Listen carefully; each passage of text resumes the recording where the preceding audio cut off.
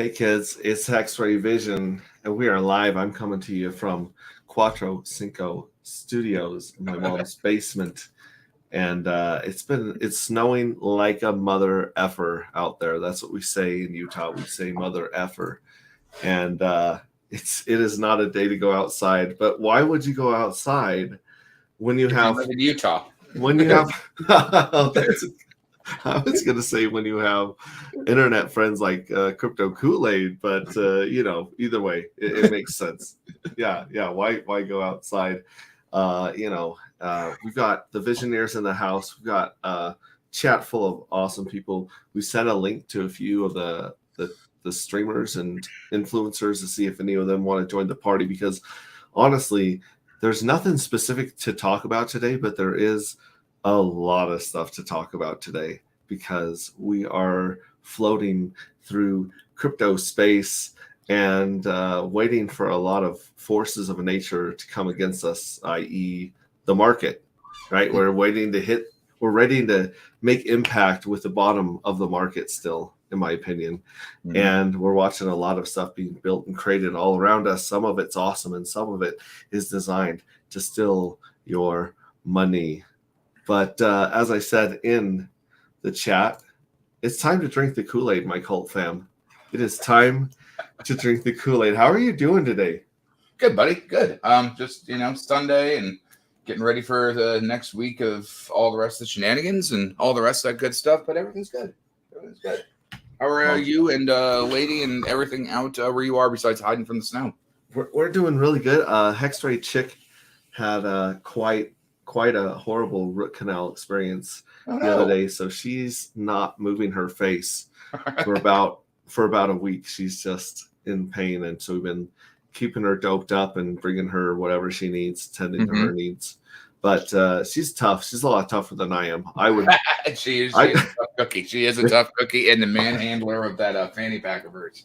If I had gone through the same pain that she had gone on, I'd be texting Dr. Kevorkian right now. I'm not up for that kind of pain. That is too much for me. And I mean, shoot, we got Red Squirrel in the house. He says, I'm not a bot. He actually helped me with Telegram. So I started this Telegram group where we're creating a story and some art for my project.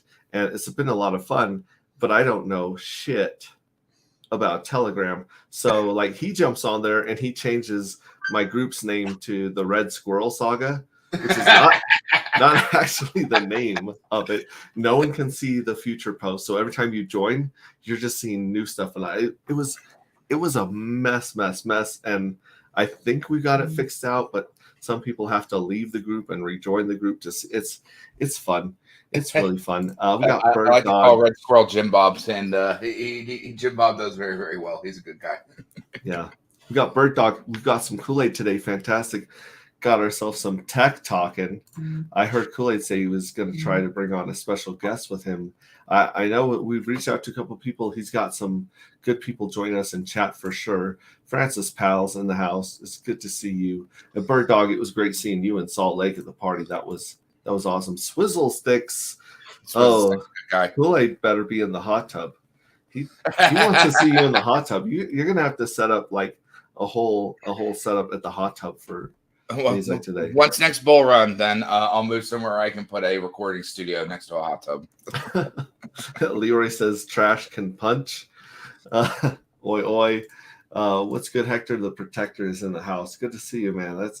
I've been fighting the scammers and the haters with Hector Protector for almost 3 years on Twitter. He's one of the first people I noticed everywhere in Twitter, defending Hex and backing up the community. So that's awesome. Hopefully Kool-Aid gets some shut-eye. That's actually what's up. I didn't start the stream till later because he obviously needs his beauty rest. I mean, look at him. He's gorgeous. I don't know about all that. Had I woken him up 2 hours before, you would not recognize him. He just looked like a goblin. That's pretty much it. Well, I was in Twitter Spaces till I think 6 or 7 this morning. I ended up hopping into a Bitcoin room trying to go to. I'm just trying to be polite and talk about random shit, but they had to bring up Hex. I'm like, I didn't bring it up once. Didn't bring up Richard Hart once. I was just talking about fundamentals of the ideals of technology. They're like, oh my God, you clearly support Hex. And I'm like, did I say that? Did I do anything? Are you trying to like look at my resume and stuff like that? Why don't you just focus at task at hand? Like, Did I try to place a hex wafer in your mouth to save your soul? No, I didn't do any of that. No, but I tell you what, when we rock the next fucking bull run and when Pulse Chain comes out and when we have our facets come back in, oh, I will return. And I cannot wait. It will be delicious. Well, and that's a funny thing. I did actually, I had some time to kill waiting on Mrs. Hexray Chick. And we pulled up the Tom Gillespie mockumentary.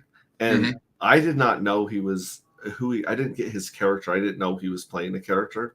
So I was really irritated and confused by his engagement, his tweets and his posts. And then when someone finally, it was actually Exploring Idaho, aka S-Guitar, was hanging out with us in Salt Lake.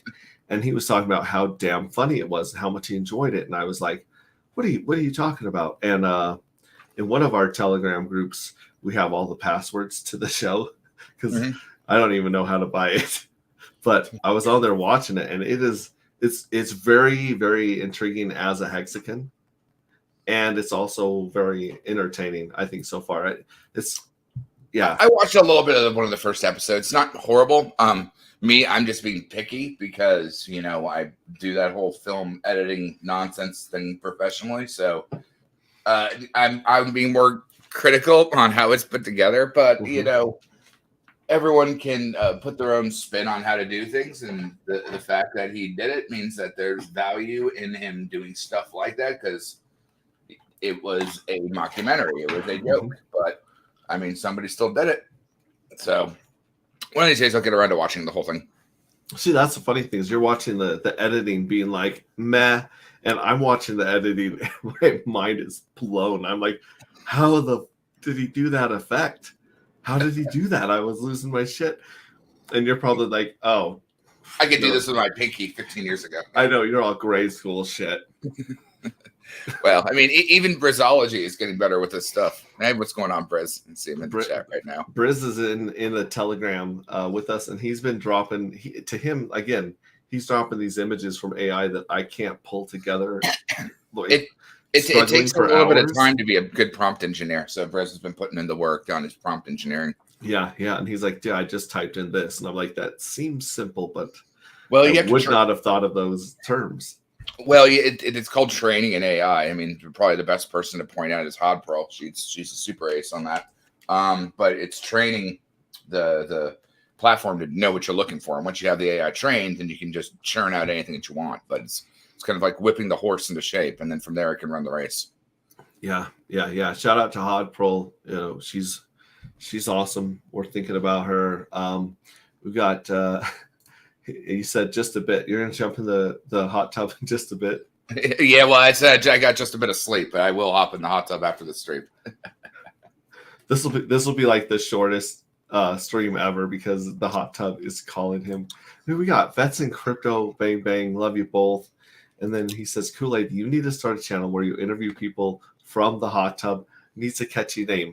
I mean, we already have my chair, so let me introduce the chair. The chair's back. It's good to see the chair again. The chair really carried that conversation, and we appreciate the chair. I mean, it's important. Has your chair been in touch with the beanbag chair from? No. They actually couldn't sit together. I figure they're just like sending each other like dirty messages. Yeah, well, I mean, they are the ass of all the jokes, aren't they? Right.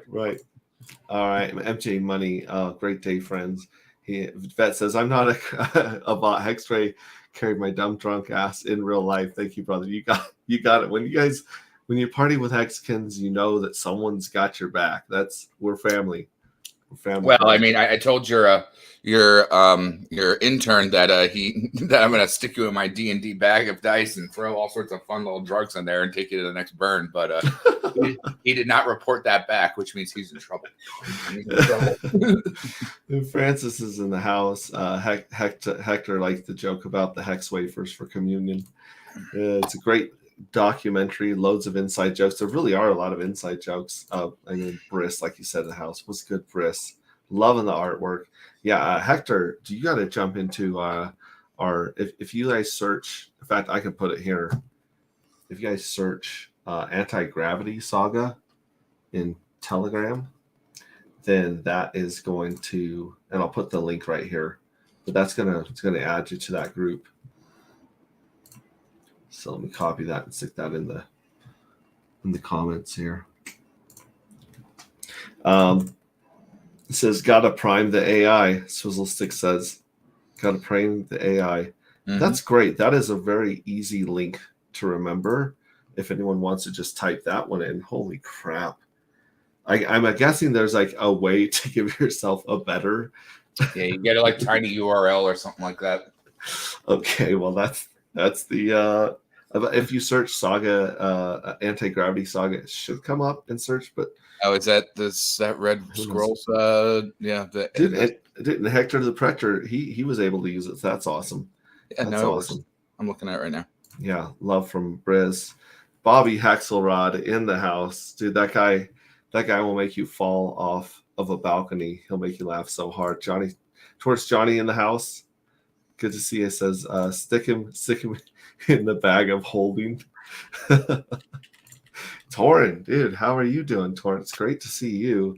And then Swizzle Six, my New Year resolution is be able to understand Kool-Aid while on 2x.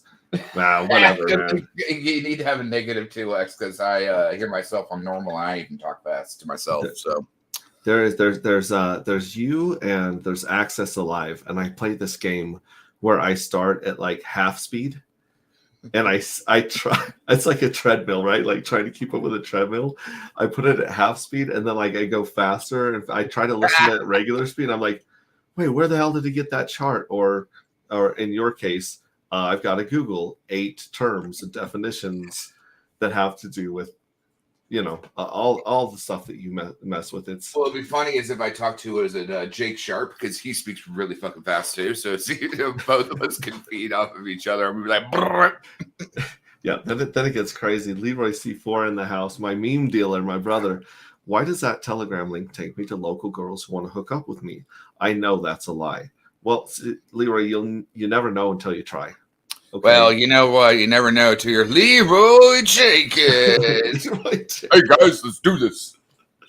Dude, X-Force One, what's up, kids? Hey, kids. Hey, Visionaries. Good to see you guys. As you can see, Torin giving lots of love. On the bottom of the screen, we got our crypto scavenger hunt. I've only given away 6 of the seed words. Like, there's a couple other goals that we've met, but I haven't been able to link up with some of the people to do a stream and reveal those secret words. So that one, we should have already gone through all 12 of those words. I definitely need to do a stream this week and go through them and update the links and all that stuff. So you're doing a crypto scavenger hunt for a wallet? Yes, sir. Yes, sir. If you go to how many seed words are you using? 12 or 12? 24. Oh well, so you should have made it work for it, man. 24. There's only $100 USDC in this wallet right now. Okay, and $4 or $5 of Ethereum depending on the day. It's still it's a fun little game. It is a fun game, but if you'll notice, we're gonna have way more goals than 12. Wait, did you start doing this after I sent you that whole Bansky documentary? No, I was doing it beforehand, but after you sent me the Banksy documentary, that's when I decided my coin, my project, needs a story. And the story of my coin is redemption. As you said, the hero's journey of the savior. And, and obviously, if you guys can't tell, it's space related. So we got all the sci-fi nerdisms going into just that place is just surging with sci-fi nerds. And so that's where I started. And my friend had shown me ChatGPT to write some articles and ideas. And I was like, you know what? Let me see if it can come up with a good synopsis, a hero's journey, and see if it gives us something to work with. And hey, Hexray, get me alive a wrench. He's never seen so many wrenches, so he's the oddball out. Me alive? Oh yeah, come get me aliens. Yeah, aliens. I keep one. I'm squinting right now. That's okay. I keep a YouTube page open just to add a moderator because it doesn't let you add a moderator in StreamYard. Right. So boom, boom. Ooh, someone needs a wrench. You bet. The only special person here that doesn't get a wrench is Samantha. And that's because Samantha wants to be special. And Samantha is special. So if she shows up, she's the only gray, like, person in chat. The wrenchless wonder that is the superstar. But the first thing I did in Telegram was I wrenched her and Red Squirrel and Jawa, because they were the ones that were like, you are a wrecked pleb. You're such a noob when it comes to Telegram. I had no idea what I was doing. So, and that's another good thing. I was gonna launch my project anonymously because if it crashes, then then I don't have to fess up. No, but also there's all this people really come at you when you launch a project, especially if you don't have good intentions. Well, I mean, look at what PP did, right? PP was technically supposed to be an anti-joke of a joke that had a particular drop method based on its story of being a poor pleb. Now, when we were, you were down here and you, me, and X-Ray Chick were walking on the ocean, we were talking about what you wanted to do. And I was telling you need not just to do an idea, but have something that has more gravitas to it. And as you put your lifeblood into that, whether it's meant to be a joke or meant to have good mechanics or whatever, when you start and end with a particular experience, you're doing more than just copy paste ideas. It has a journey and experience, whether it's to yourself or to what you're trying to give to someone else. Yeah, that's technically the ideal, right? With the T-shares and Hex, it's it's your investment to save you from yourself. That is its story, and then everyone else here got a story to give due to said experience and how we did said things back in the day. Right, and everything goes back to community, right? Mm-hmm. And what is a community? A community is just a group of individuals that share the same story, whether it's a story about religion, money, sex, government. That's what a community is. And in the Hexagon community, the story that that binds the Hexagons together is "Don't suck, middleman D." Like that's like that could be our subtitle of the Hexagon ethos. That's just don't do it. Yeah, don't suck middleman D. just say no to middleman D. Right. That's right. This is your brain. This is your brain on middleman D. Dude, Hex Glenn, dude, it's so good to see you here. Escatar, again, Escatar, huge help. He showed up at the Salt Lake party with stickers and T-shirts. Like not only did he show up early to help us set it up, but he brought gifts, and he was just the coolest thing. You would have thought that Escatar was hosting the meetup because he was such an awesome dude. I can't thank him enough. Well, how was that? Because I know it was even shouted, I think, by maybe Richard, or I know definitely the captain, some other people talked about it, and I didn't even put two and two together. Like, yeah, there's a group meetup in Utah, and I'm like, oh yeah, of course it would be you. Well, I have a really good friend, and the friend runs a church/studio. It's an art studio, it's a film studio, and it's his church. And the name of the church, I shit you not, is cult.love. It's all about love. And I was like, this is the best place ever. And he was so open. He let us use it for free. Like, we came in there, he opened it up to us, was just the nicest guy. He said, anytime you guys need to use this space, it's yours. It's the Hexagons. And I mean, like, how do you finding people like that is so reaffirming and so validating when you're working on trying to get stuff up off the ground in the middle of a bear market. And the crazy thing was, after we had the meetup and people heard about it on Cabana Stream or through Richard or someone else, or even through Matty Allen, like 45 people came out of the woodwork and said, oh my gosh, I'm in the Utah area. And I was like, well, you should have, yeah. And so there's people that are always finding stuff out. So you can never put out enough information, or you can never repeat something enough times. It feels like you're being repetitive and boring, but you're always meeting new people. You're always reaching new people. And so that's cool. I mean, Ryan, it's like the end all be all of why we started streaming way back in the day anyways, was to have camaraderie during the beginning of the pandemic and all the rest of that stuff. And now that it's been, years in. Now we've got a community and or group of people to just hang out with and enjoy. It's like a high school reunion or a fraternity or a country club or all the rest of that type of stuff that we can get together with people with common mindsets that want to get together and talk and hang out and spend time with. Yeah, it's the tree house, right? It's where Yep. you and your buddies go and meet, and you can talk about stuff. People got your back, and you just feel it's community. Ryan was asking where's ChatGPT, and people answered it. Torrin answered it in the here, and so did MJ Money, OpenAI.com, and then I had a wrench both Hex647 and Ryan. So go ahead and reach into your pockets, boys. You're gonna find a new object that wasn't there before. It's I can't do this justice. I can't do the ASMR, but I'm amazed that nobody has clipped your dirty ASMR from earlier and just put it on repeat somewhere. That if someone wants to play that and clip that, you're one of the few people I'll come on for, my friend, as long as I don't give away too much of the secrets. I get whipped if I speak too much about things that I know.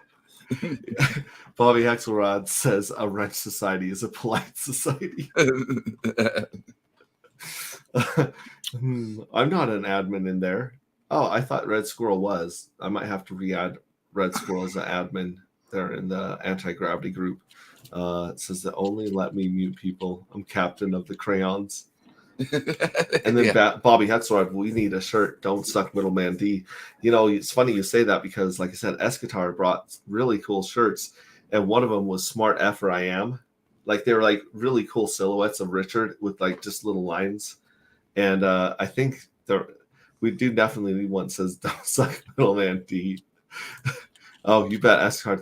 Thanks for being there. Another idea we had at the Salt Lake meetup was it was very male heavy. There was a couple families and spouses there, which is great. But a lot of the guys, were like, we need to find something that's not hex related and still get together as hexicans. So one of the ideas bounced around was a hiking group where, Utah, people come from all over the world just to hike in parts of Utah. And so it really is pretty out there. Going up to like the hole in the rock or Moab or all the rest of that type of stuff. Yeah, and a lot of the guys that could not get their wives or spouses to attend a hex event, they're like, dude, my wife would go hiking in a heartbeat. She loves outdoors. So that would be really cool, is a Hexican hiking club where we just choose a trail and a day, and whoever shows up, great. So it'd be a lot of fun. Let's see here. Middlemen D have vowels. I don't get that joke. Well, no, you got to go back up to what he was like. It was like, but where the hell's the spelling of it? DNSMD. Don't suck middleman dick. And it's like, well, middlemen dick have vowels. Taurus Johnny says Cult Love sounds like a porn studio. It's definitely not that. Is that where I get the hex wafers at cult.love? That's what we should do. We should talk him into doing a communion. The producer. I love it. I'm tired of being sober. It's the bear market. I need to get smoked out. Yeah, when the weather's like this, we don't go anywhere. There's no point in getting in a car unless you're leaving the entire state. Yeah. Even your lake of salt is drying up, so you can't even have salt go outside in Salt Lake. Isn't Utah where Walter White and Jesse Pinkman parked their RV, or was that Arizona? It's Arizona. So Metamask in Utah. Yeah, technically it's no, it was Albuquerque. I think it's Albuquerque. Yeah, it's in New Mexico. Yeah. So basically, what would it be? Utah would be where their vacation is. Nothing changes outside. It's still a fucking desert, and there's no one around. Yeah. Hexray Chick says, "Love these guys." I'm glad she's managing to text. That's good. If you need anything, just text us on the chat. I'll bring you some water. I'll fluff your pillow. I'll take care of you. You can actually text my phone, and then I'll message the Hexray Vision in the private chat. We're gonna do this on Game of Telephone. Yeah. Skidar says, I think of the same thing. Middleman D t-shirt incoming. I love that, man. Well, technically, we could already put Briz to work on what that would look like in Mid-Journey, but I think it could get porn dangerous. Yeah, and Crypto King, I got your son taken care of, sir. Let me His know, so reach out Crypto King, anytime. the producer's son is studying VFX, and so he actually understands what Houdini is, After Effects, like all the rest of that type of stuff. So he pinged me up, and I got him set up with some software. Just like anyone I do that actually wants to learn CG, you hit me up. But yeah, anyone that does that should hit up people of like-minded skill set. But yeah, the producer's actually son is studying that out in college, so got them all taken care of. Hex Huddle, who gave a fist bump to everyone earlier, says not even the tip of Middleman D. No, not even the tip. No, well, it's a small tip if you're dealing with the middle of the tip or the middle of the D. So Bird Dog is saying it was Moab, so maybe they did show up in Moab or something in one of those scenes, but I don't remember for sure. I mean, it's been forever since I've been out that way. I mean, I haven't been home to Colorado in what, 6 years, 7 years? Yeah. Bird Dog is also recommending to do off-roading and hiking. Yeah, there's a lot of car and gearheads in the Hexen community. Taurus Johnny says CFI equals get effed. So so MJ is asking where the market's headed. I mean, does it really matter? At the end of the day, you either have fiat in or your fiat out. If your shit's set and your stakes are done, you're good. If you understand what is being built, you're better. And excuse me, if you sacked for any of the stuff on the next version of what Richard's building, you're set. It's just been a while. And so market, I'll give the fabled RG3 TA. Well, the market could go up and the market could go down. Either way, you're stuck in the middle of that. Hey. I should have asked if you're okay coming on stream before I brought you on, but we know that you have 32.6 minutes like free during an entire day, and so I'm just gonna let you come in and get conserve the time. We're gonna squeeze the sloth out of you. Every drop of sloth juice is coming out of you. Oh, we got you here. How you doing, man? Dude, I'm doing good. Always a pleasure to be on your stream, man. How have you been? I've been really, really good. I'm super excited to come out to your neck of the woods at the end of this month. I'm headed to the East Coast, and our friends at Crypto Bootcamp are putting on an onboarding boot camp for crypto, and they are big fans of, they're hexicans and pulsicans, and so they're putting that on. And I said I was headed over there, and for some reason you told me once, hit me up if you're headed to Florida because you got family down there. So in my mind, you're in Florida, which you're not. And then you saw that post. You're like, dude, you're literally driving through my yard on the way there. Like, you gotta are you taking the RV or are you flying? RV, baby. We're going four deep. Our whole crew is going. Our whole team's coming out there. And Crypto Bootcamp guys have a team of 5. Then Rags of Riches is coming down. Oh, God, you got the tiny ginger. So we're hanging out with the giant, gentle ginger. Like, it's going to be a party. It's going to be an event. I'm excited for that. It's pretty soon, too. It's like this coming weekend, right? It's going to be the 28th. Okay, so 2 weekends from now. So not this coming weekend, but the next weekend. But I'll be in town a few days early and a couple days after. Okay. I'm staying because we need to get together as a community, and I'm trying to get Adam from Vibra Finance to come down because we need everyone who's working on onboard to like Voltron it up and come up with the simplest, best way to onboard people, because community is that's what matters, right? Yeah. Dude, I'm excited. Partying with X-Ray is a lot of fucking fun. A lot of fun. I'm more dangerous than him because I'll put him in a fucking little bag and be like, off we go. But he's a lot of fun. Yeah, dude, we'll definitely have to get dinner, go out, hang out around town. There's lots to do. We'll have to talk in the background about, for the actual day, when do you want me to go? I don't know if you want me there for like the whole thing, part of the thing, but we can figure it out. Yeah, if you're willing to present anything, they're huge fans of you. Huge fans. So if you're willing to present or cover a topic, then that would be great. But I'm also bringing the e-bikes. So what I would love to do is when we get there a little bit early, get on the e-bikes, go to the fancy neighborhoods, the mansions and the golf courses, the golf country clubs, and go put in like little handwritten notes or cards being like, hey, if you got, $1 million disposable income, you better check this out. We're at the bottom of the market. This is ready to go. It's time. Well, I mean, you can be kind of sneaky on how you would approach something like that. So someone that understands what Berkshire Hathaway is, you could make a handwritten note. You could get in trouble for this, but at least if you arrive and do this with the RV, you wouldn't look like a pleb because the RV looks wealthy enough that you could drive around wealthy neighborhoods. So it's kind of so you're saying we should drive the RV through the wealthy neighborhoods? Well, I mean, that or rent a car. I mean, obviously don't do it in a clown car. But like, if you wrote a handwritten note, they'd be like 30 years ago, if you knew what Berkshire Hathaway was, you would understand Hex.com. Oh, I like that. I like just that approach. Short and sweet, doesn't even matter. And you could even, like, again, I have these domains like gethexrich.com or bhexrich. Eventually we'll deploy them on other things that need to be done. But it almost needs that kind of a 1 minute cyclical sizzle thing that then forwards them to the actual Hex site. We'll have that ability once Highest of Stakes comes out, because the amount of production quality is it's on my tier of what I accept and what is good, right? And that's my problem with the Tom Gillespie stuff. It's even if it wasn't tongue-in-cheek jokes, it's just the quick editing that I can't get behind, because that is my profession. Right? It'd be like Sloth being like, well, you kind of are missing half your teeth. I can't credit the fact that you have all of them, and I'm sorry, there's no way that we can agree with this. You are missing half of your teeth. But I can fix that.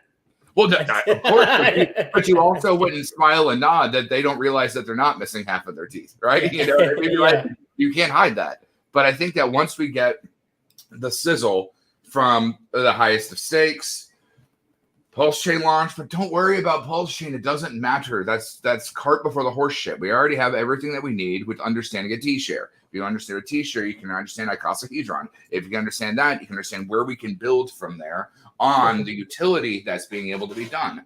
And then when Pulse Chain launches, all the other projects are great, but now we have T-shares on two different ends, which is technically, like Axis said way back when, like having two suns or two black holes on top of each other's ecosystem, that just the ARB on that alone is nuts. And you can see how you can push that up one way or the other. So what if the God Whale does something different on the Pulse Chain side versus the Ethereum side?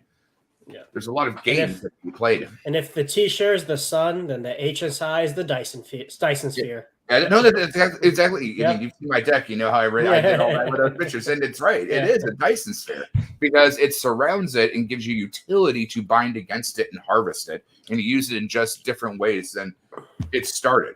The T-share is just going to T-share, but now we have the ability to use it in so much more fundamental use cases, and that's actually the important part, and that's what we can build as a community and utility.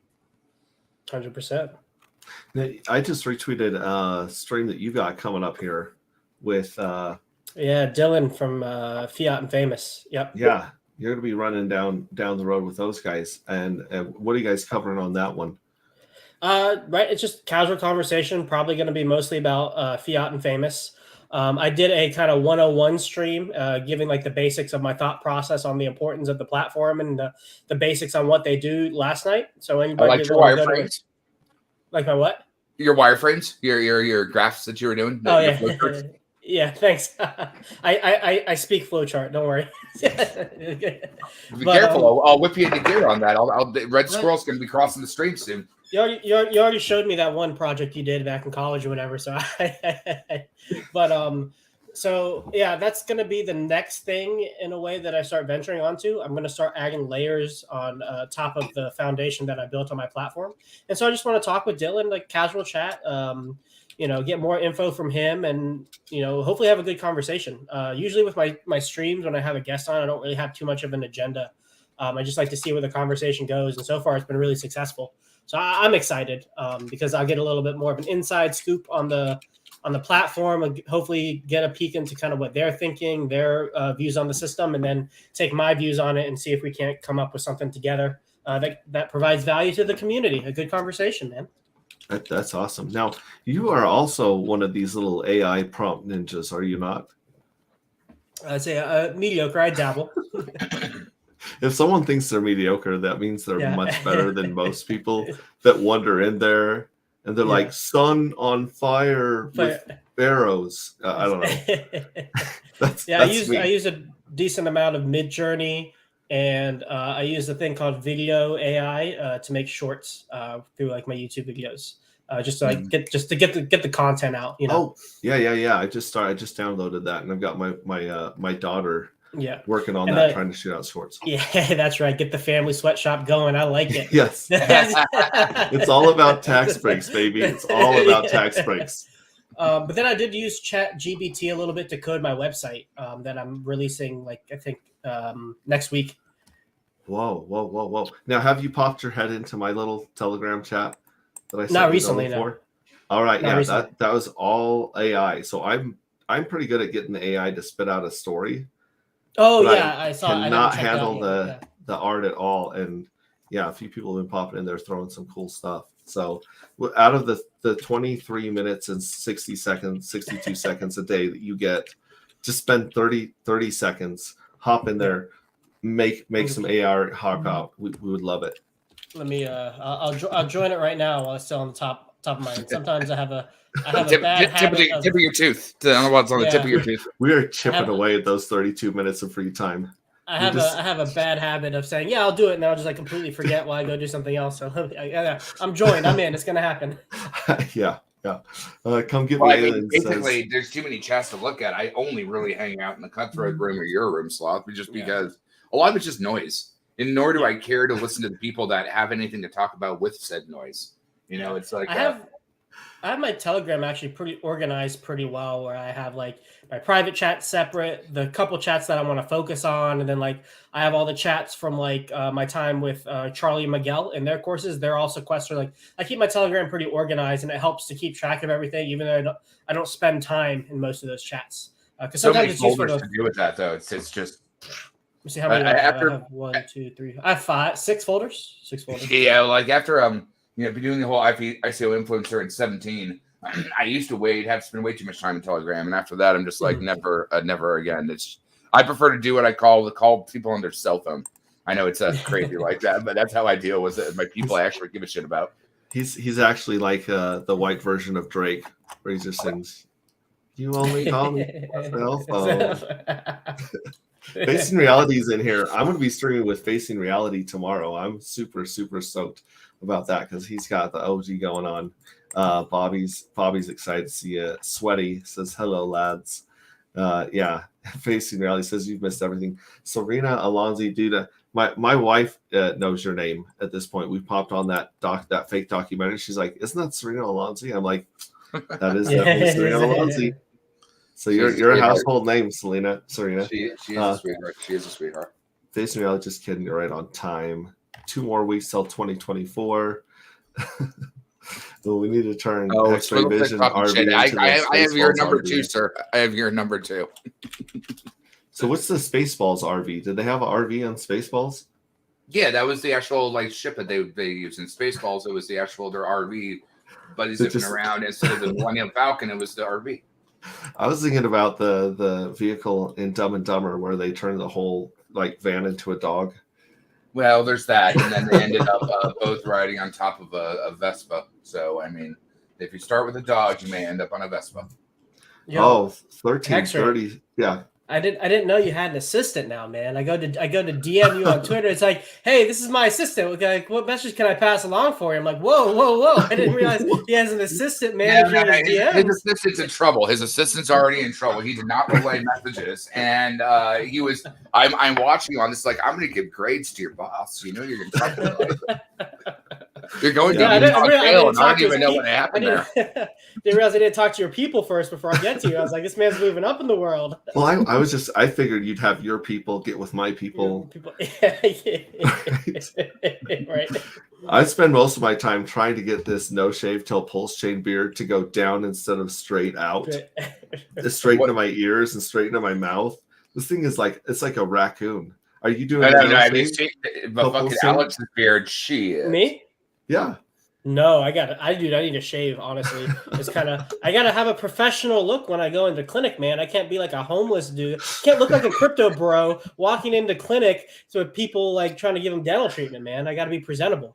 But if they're homeless people in the clinic, aren't you kind of giving them hope? You're like, look, you can be a dentist too. Right?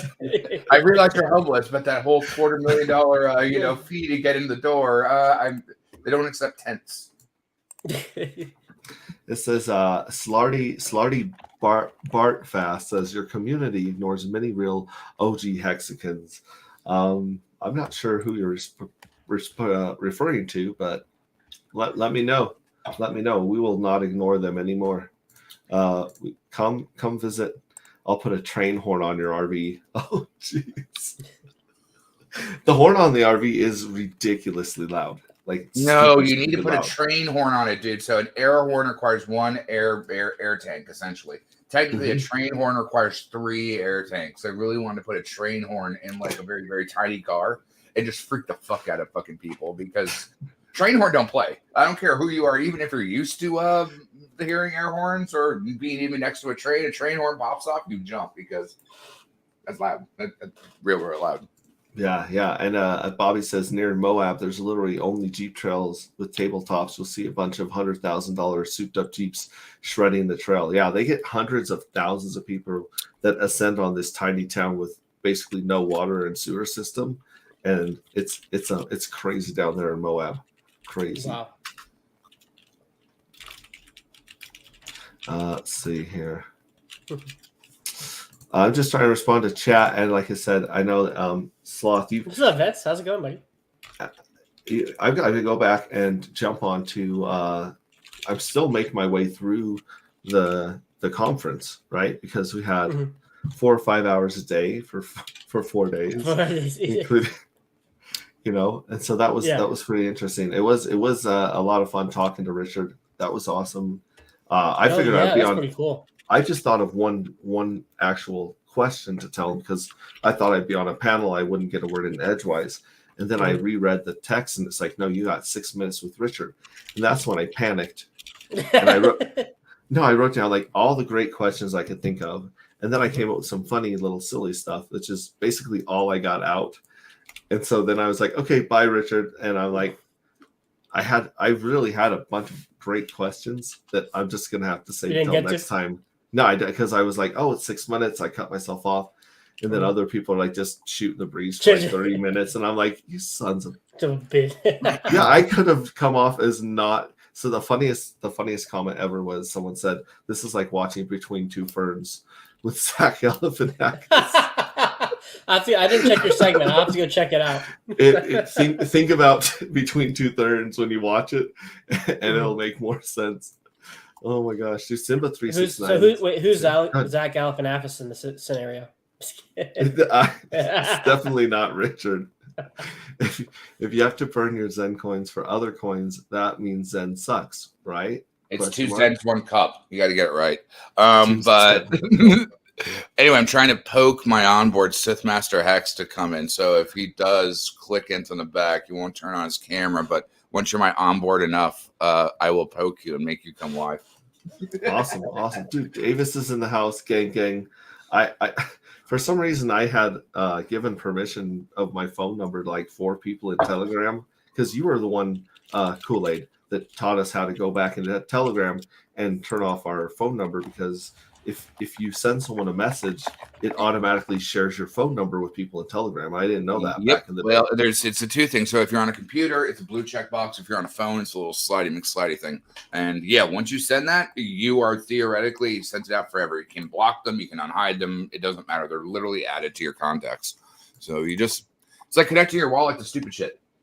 Just be careful. And you should probably know what you're doing too. And that's why Telegram is extremely dangerous. So when I see someone pop up from my contacts, I'm like, what the fuck are you doing in in crypto Telegram land, and they probably maybe see me as my real name, but they maybe see me as this random KryptoKoolaid guy.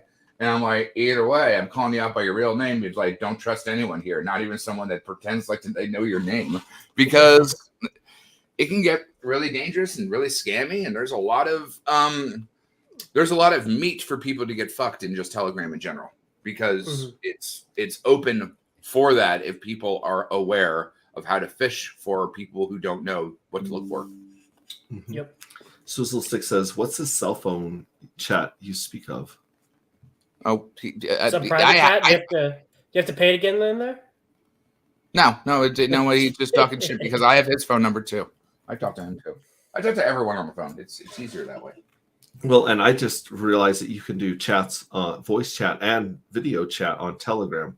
I didn't know that. I jumped into the Flat Earth. If you guys want to have some fun, that Flat Earth Hexagon group is a lot of fun. It's a lot of fun. So what you need to do is ask all of them, would they really like proof that flat Earth exists, and get their addresses if they're going to give it to you, and print out the Earth on a piece of paper and mail it to them, and be like, you didn't say how thick the flat Earth was, because they're holding it in their hand. They have the proof the Earth is flat. It's sitting there, that little round bulb on a piece of paper, and like now you've got everything that you need to prove that flat Earth's so real.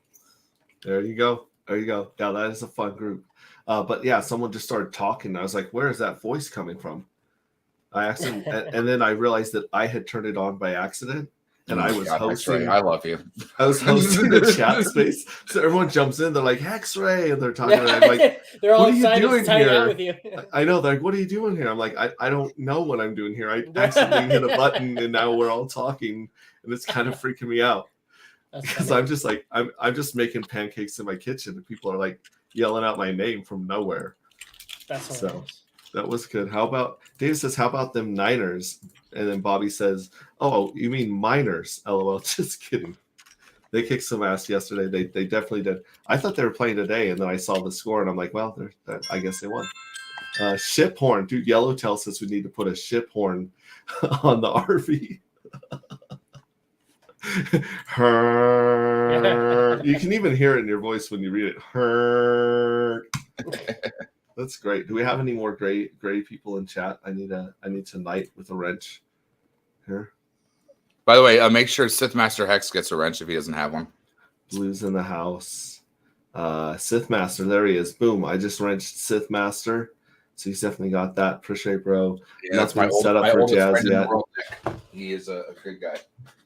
Cool. Yeah, I'm behind in chat. So if you guys see anything in chat, we need to want to talk. I just want to know that if you take a flat earther, do they only grill one side of their steak and not know to turn it over? Because I mean, clearly, if everything's flat, you don't want to see what's on the other side. Dark side of the moon, clearly the moon's flat also. So I'd like them to explain how the moon works and how light goes across that if everything was said flat. I've seen diagrams. I don't know if they're true, but I've seen diagrams. The problem is that stupid people can make diagrams too. It does not mean they are correct. They're just connecting lines with a whole bunch of gobbledygook. So if the moon is always facing Earth like the same way, does that mean it's heavier on one side than the other? Oh yeah, it's like having one ball but not the other to counterbalance it. It's interesting tactics. I don't know. One of the interesting claims I saw in there, they said that no one's ever gone more than 7.5 miles down into the Earth. Which I would be really interested to see who's actually gone the furthest into the Earth. Well, I mean, like how? Well, first Marianas Trench. 2, what is it? The Dead Sea Lake. What is the lake out in Jerusalem or whatever? That's the lowest place on Earth for. This below sea level? What did you say? Are you saying that the lowest place on Earth is below sea level? And then it's the Lake of the Salt Lake of Jerusalem, whatever the fuck it is. I see the biggest hole was like 7 kilometers. Well, the Russians actually drilled this very, very little tiny thing that actually went a mile. Yeah. But I mean, well, 7 kilometers. Why are you trying to go that far, yo? Like, give someone a complete incline of a mile up and be like, do you really need to go a mile down? It's just more rock. It's like, but there could be a vortex down there. Hey, Rainbow Bridge. Well, they have some geothermal energy plants out where I live. Mhm. And because half of the state of Utah is got geothermals, like not that far below the surface. So I've always wondered if we really is this crazy hot molten core of energy inside the planet. What are we doing, burning coal and oil? Well, Like, that hot box is important. And by the way, it's the Dead Sea of Jordan or Israel is what I was thinking. Mm-hmm. Probably because it could take too much energy to access all of that. Like it's like a lot of like the energy stuff, I think maybe comes down to like, is the juice worth the squeeze kind of thing? I don't know. Yeah. Yellowtail says, I can't believe people still believe flat Earth. Do the flat earthers think Hedron is flat? Flat Earth is no joke. Really, we aren't playing. Oh my goodness. And 49's turned around after a fumble. I don't, Bobby, I'm going to watch the replay. Calm down. Bosa baby. Oh, well, let's see if we can get Finbear in here. This has turned into a 49er flat Earth stream, which is probably not what any of us would have ever predicted. Well, it depends if Jawa's around. It really depends if Jawa is around. Dude, Jawa comes correct. He's got so many facts in his quiver. It's crazy. Yeah, it doesn't mean his facts are correct either. That just means he got a coloring book, and then somehow he has a whole bunch of pages colored into the coloring book. I didn't say they were correct. I was just saying those facts there. Oh, Finbear may come on. I haven't actually heard Finbear on stream since the first tie fight that we all stayed up really, really late, and Finbear was just going the fuck off, and I'm just like, you're gonna get all these channels just banned. It was so damn funny. Dude, Black Crypto's in the house. What's up? You got a wrench. Sea Chef, you got a wrench. Dude, we got a whole bunch of people just hanging out this Sunday. It must be in between the games or something right now. The moon is plasma. You can see stars through the moon during daytime. Yeah, that's why you get loose in the sky with diamonds. Keep eating your acid. I want to continue like just reading off these flat Earth comments just to hear the noise that comes out of Kool-Aid, because he can't stay, no matter what it is. There's always a yeah or a or a nah. Like it's basically like a chew toy that you squeeze with flat Earth. No, you want a chew toy? I have a sloth on a cloth. Yeah, that's what I sound like. Don't fuck with me. And actually, here's the thing: is Hexray knows he's fucked with me. I put him in his little bag before to be like, "Let's go." Why haven't you taken the cardboard off of that yet? Man? I don't know what I'm going to do with it yet. When I do, collectors are just going to make it. He's going to make it. You even have a clue from Loveburn, right? So Sloth will give you the clue on what to do. I haven't had the time to put real effort into this shit yet, but when I do, it's going to be dangerous. Wait, are you going to Loveburn Kool-Aid? No. I'm going to do the Hex Cruise. And then I've got tickets to EDC, VIP, and I don't even know if I'm going to be able to do the burn if fucking market doesn't change. I'm going to be probably working 2 different full-time jobs. I'm going to do a game dev job in Europe probably during the night, and then day dev during the day. Stack the fee out in the bear. Fuck it. This is a Russian deep bore hole. Freudian slip. Freudian slip. Those Russian whores. No, I'm just glad Sandy Beach hasn't been in here for a while, because I could not, no matter what I tried, I was like, do not pronounce that name incorrectly.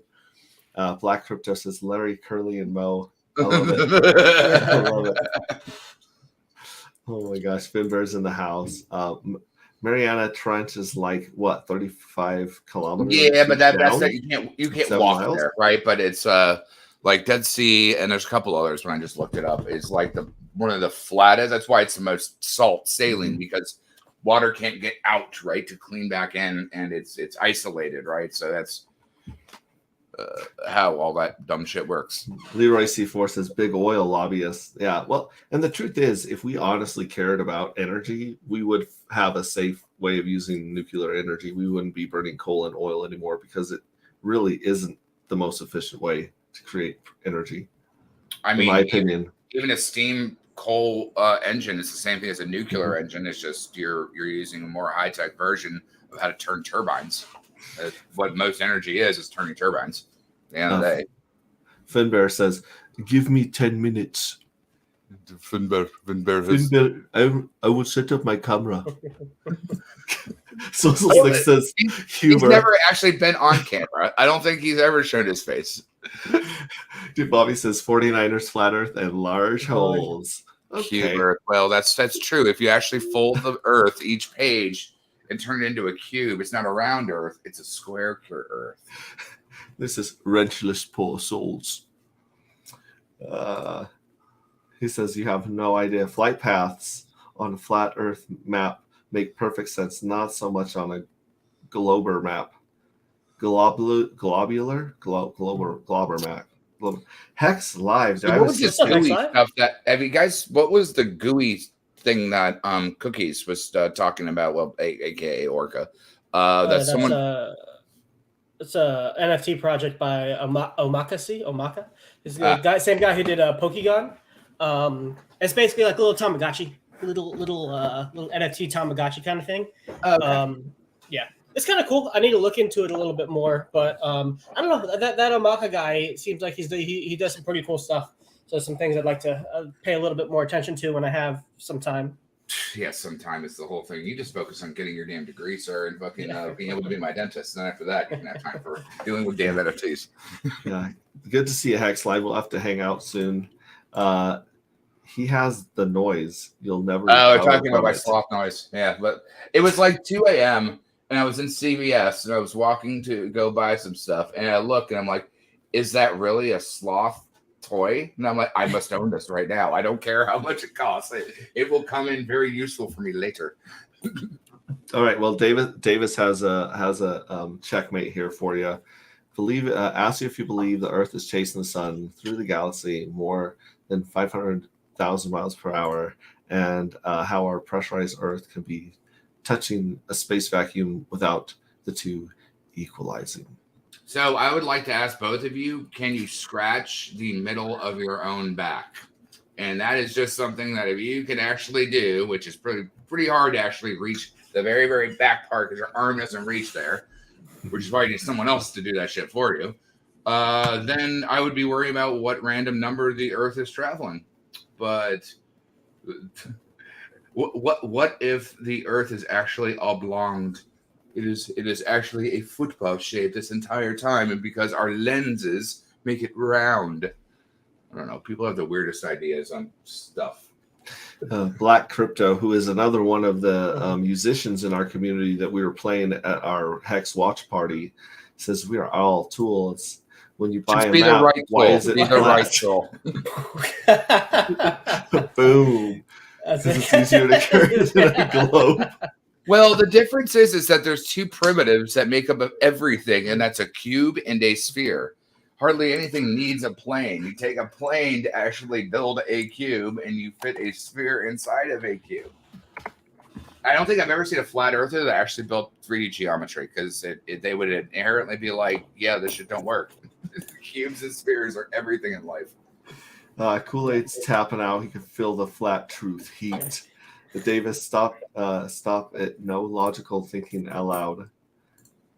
Omakase is a play on words for omakase, which is a sushi option for letting the sushi chef serve you what the sushi wants. That's cool. We got a bunch of. Hey, I gotta head out, guys. It's been fun hanging out. Yeah, we just hit our 23 minutes. I know you got the half hour. He spills a drop of sloth juice out. I feel satisfied. All right, buddy. Hey, thanks for all that chatting on the phone call last night too. It was always good to talk to you, buddy. Really excited to see you at the end of the month, buddy. Yeah, dude, I'm pretty excited too. This is me, my first dude. Hexray, not only is your stream the first stream I ever went on, but you're gonna be the first Hexray I'm gonna ever meet IRL. Yeah, dude. Oh my god, let's do it. Do you not know the stream that I got on with Hexray? No. I was just some random chatter saying like, "Bring me up." And then they couldn't find my Twitter, and then him and David Feeder thought I was trolling. And I finally got it. Yeah, like the sloth dude just messing with us. Yeah, no, I think I was your first tech talk when you tried to summon me on way back in the day, Hexray. But Yeah, dude, when you actually get to meet Mexicans in real life, it's the best hug in the world. Best hug in the world. I'm gonna make Rags stay in the car until I actually meet you, so I do get to be the first. Well, you just gotta like make sure you pull him off, and he's tiny. 'Cause he's the tiniest little ginger in the world. Yeah. Oh yeah. So Swizzle Sticks has it right at the bottom. I run my time like OnlyFans. Yeah. But you got to pay those bills. Eat OnlyFans, sir. Get it right. It's a bear market, man. You got to make the money you can. You're right. I gotta make the money so I can put it all into crypto. You mean student loan debt? I already know where you're going. Yeah. Well, you're always welcome on stream whenever. Thank you, sir. Thanks so much for stopping by. Brother, of course, man. I'll talk to you later. At some point, I'll have you on my. Both of you guys actually haven't gone on my channel yet, so that's gonna happen at some point. I mean, I only appear when people that are my friends ask me to directly appear. Other than that, I call people's phones and talk to you at late night watching different play games. No, I guess Hexray, were you on when I did the Alex stream? The stream with Alex? I know Kool-Aid was at the very end. I had a big like Q&A stuff. Were you on that? I think that you were on one with me with Alex on a Tech Talk. There's one where he just jumped on where we were trying to figure out Hedron, like at the beginning, and we're like trying to figure out the HSIs and all that stuff. So yeah, that was, but it was mine. But I would have loved to have been on that one for you. And also follow, subscribe to Sloth. Thanks, Crypto Sloth. He has a channel unlike Kool-Aid. Kool-Aid's just everywhere like the Holy Spirit. No, I am not. I'm behind the scenes. I do talk to everyone. See you guys. All right, yeah, go subscribe to Crypto Sloth. Help us meet his goal and release yet another seed word for that sweet 100 USDC. I like that. Kool-Aid's like 100 USDC is like my coffee bill for ground coffee. That's actually not wrong. That's actually not wrong. What I think is cool is what I was talking about, the whole Bansky thing. If you really know what you're doing, and it's not like I can really spoil the sauce by giving this away. Bansky uses his art to create a fundamental paradigm that people look at. Now, it's also illegal, and you can be prosecuted if you try to harvest his art off of a building. So remember, he's being a stencil artist, which is technically different from a tagger. And granted, I don't run with that kind of crew. It's also legacy, right? That entire world is old hip hop, old breakbeat, obviously the breakbeat and the dance and the rave scene I am part of. But when they put those up there, it was their permanent mark to obey, to express, to create virality before we had social media and things. And you put it in a place that people would see, whether that's a particular eyesight line for a subway train or a particular eyesight line for a very fancy place that they would have to see it. It's the way to have a Sunday comic of commentary in the real world. And you can theoretically do that with crypto, with QR codes, with things could be scanned, which instead of having an airdrop that actually goes to a wallet, you could have it almost like Nantic does at Pokemon Go, that it could be a real life faucet that you go to actually get something, whether that's crypto or an unlock key, or keys being dropped is also an ARG, an augmented reality game, where you have to go participate in the real world instead of hanging out behind your computer. And that is half of the game. That is half of the utility of when Pokemon Go came out, that you have these random people that could be a millionaire CEO, could be a emo fucking goth kid, could be a homeless dude that maybe barely charged his phone, but everyone's over together trying to collect their Snorlaxes or whatever. It's the brilliance of an augmented reality game is by putting you in the line to have the experience, you have the time to tell the story of what you're doing. And that's what I was talking to you about before, Hexray, with whatever you do. Find some way to put a story behind it, because that's so much more paramount than everyone else that just tries to copy pasta an ideal and don't even have an ideal to back it to begin with on what they started, right? Mm-hmm. What do you share? This is the crypto boot camp that we're going to be headed to. So if you guys are on the East Coast, anywhere near Raleigh, North Carolina. Interesting. Then I lived in that's going to be January Hendersonville, North Carolina 28th. for a while. Yeah, he's got some DJs coming. He's got some local talent. We're going to have some food and fun. And the goal is, like I said, to take someone from zero to crypto in one fun day.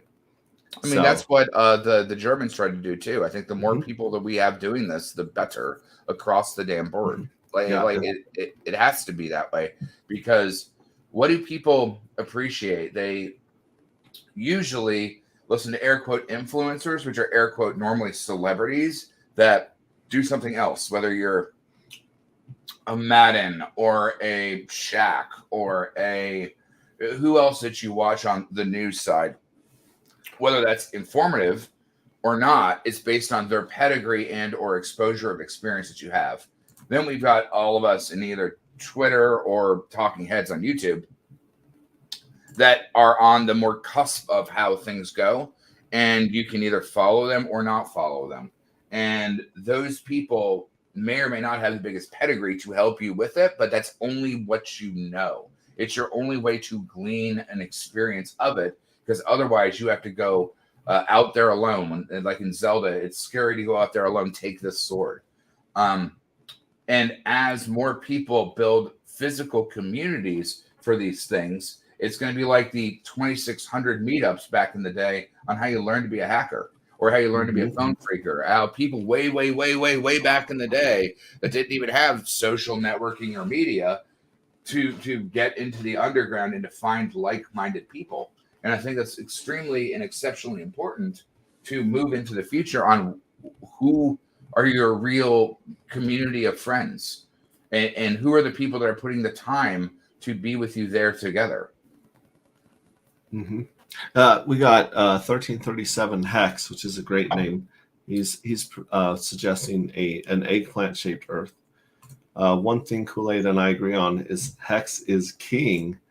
Torrin's loving it. I order it from time to time, talking about the sushi.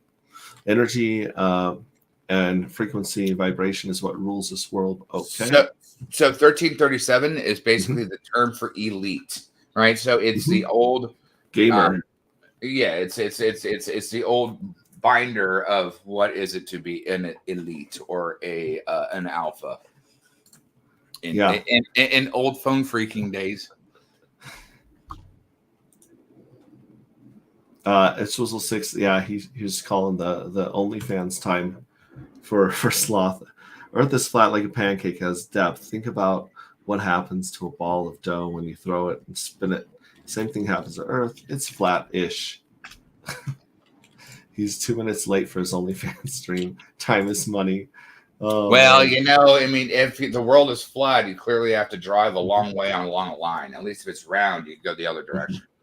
Yeah. Well, and like I said, this is where we're going to be meeting up on the 28th of January, the end of this month. But like I said, I'll be in the area a few days before, a few days after, because we really want to bring all the minds together and say, how do you take someone and the system we have right now, get them into crypto as smoothly and easily as possible. So Brasology says the lizard people want us to stay away from the ice wall because the lizard people can't survive out there. They don't want us escaping their slavery. Yeah, that's their whole Antarctica shit. That's their whole Antarctica shit. Gotta put sloth. But hold on. No, let Finbear on. He is in the room. All right, I'm gonna introduce him as Finbear. Hello, guys. It's a little cold here. I just made some pizza, and I brought in the wolves for the winter because they're a little bit cold. Was that pretty good, Finbear? Oh my God! You actually have a camera. You fucking exist. I think it's the first time I've seen you actually on camera. Well done, man.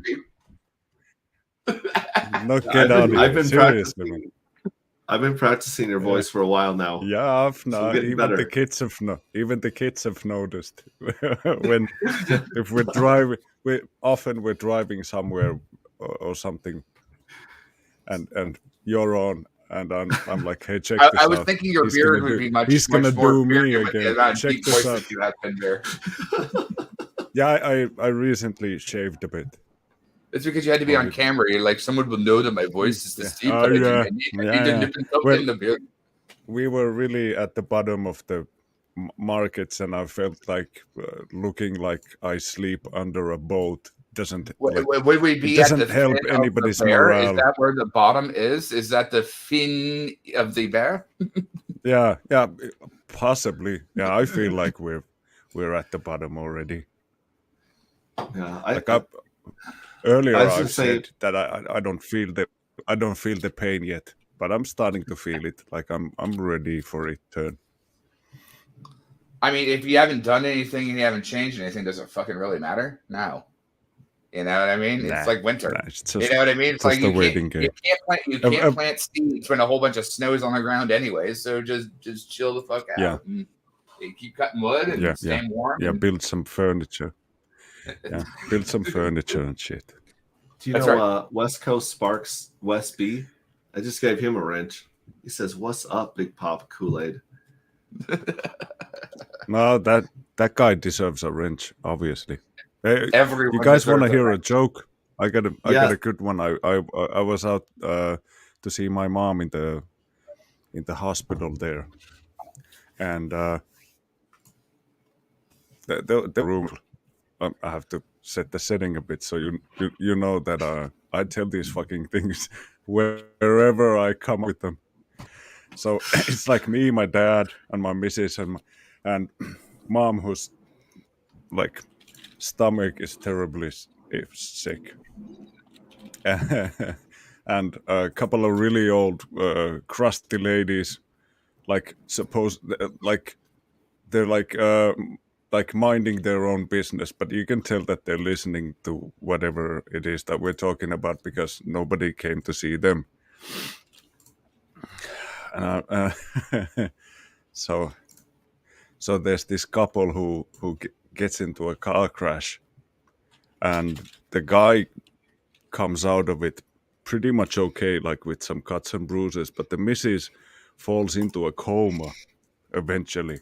And after several months of being in a coma, the doctor has a heart-to-heart with the guy, like, dude, I don't know, we may have to pull the plug on her eventually if she doesn't pull through. Like, we've tried everything. And the guy's like, surely there must be something we could try. Like, I'm getting pretty desperate, but like we're running low on money.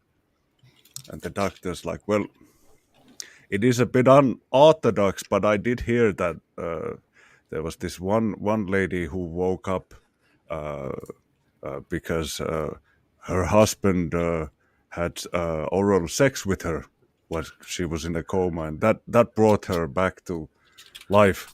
And the guy's like, oh man, well, I guess I'll give it a shot for science. And dude goes into the room with his old lady and closes the door, and he comes out like 5 minutes later, and she's like pretty worried, and he's like, Doc, she's choking pretty bad.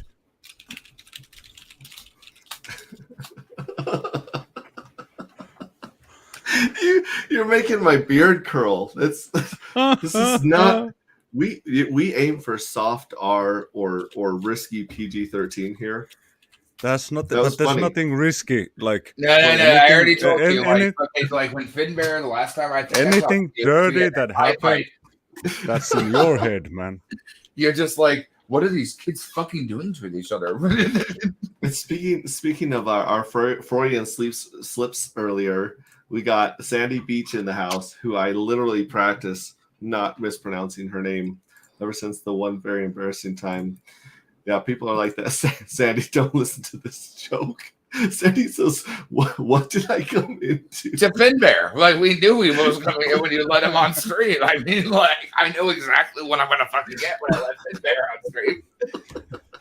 A long inundated, what the fuck did I just listen to? But whoa, how do we get on this topic? You must have gone.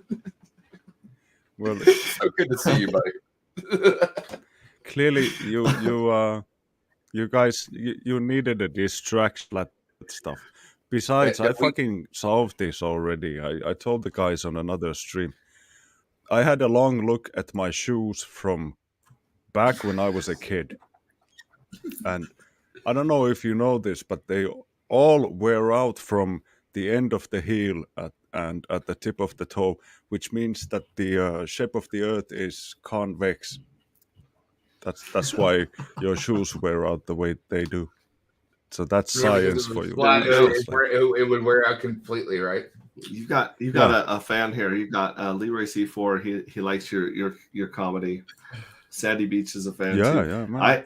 I went to Torrin's YouTube site, and the first short that you find is you telling the joke about the guy that got the elephant trunk surgically attached to him. Really? Oh, he found it.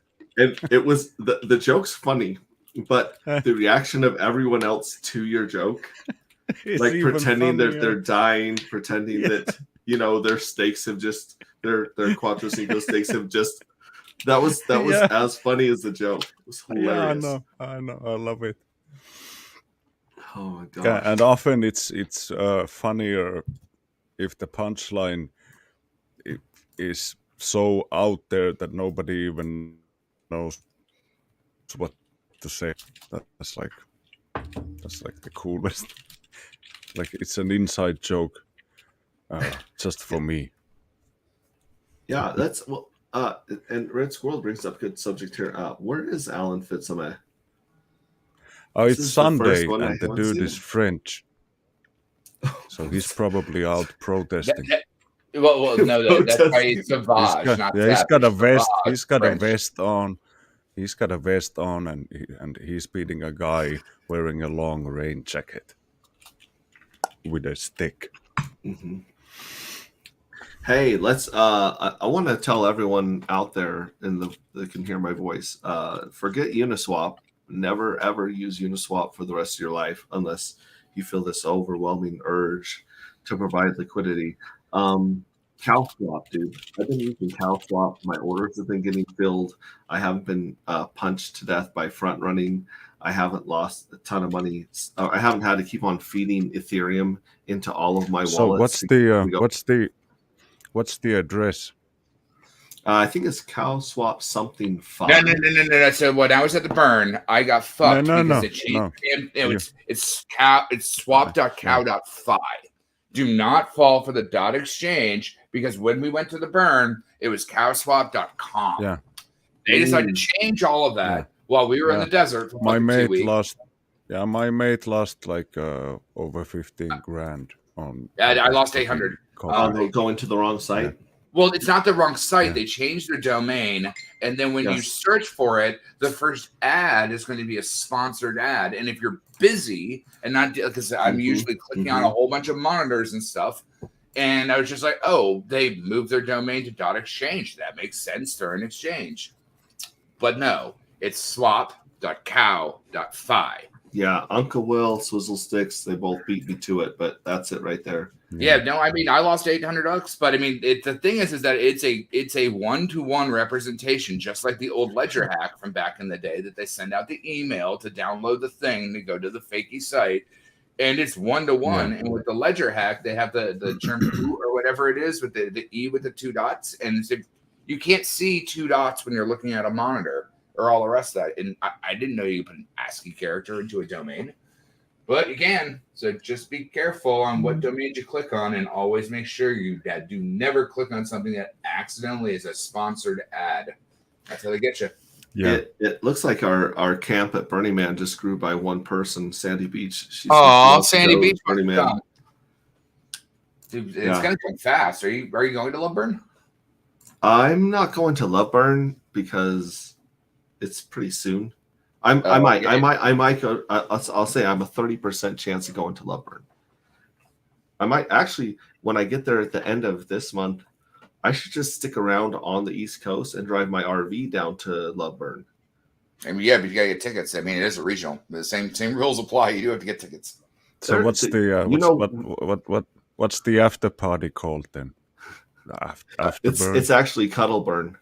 So it's Loveburn, then Cuddleburn, and then Smokeburn, and then like I don't want to talk to you anymore, Burn, which I always avoid the last one because there's a lot of negativity there. You need to take a shower at that point. No, there's some Hexicans working the gate at Loveburn. Did you know that? Yeah, no. In fact, I know what his name is, but I can't think of it off the top of my head. He was in San Diego. Yeah, some Hexagon. I think it's some Hexagon. It's I saved him in my phone Is- as Love Burn Gate Guy. That's why I saved Yeah. him in my phone, so I could find him later. I may have done the same thing because that's actually a smart way to do it. That's really smart.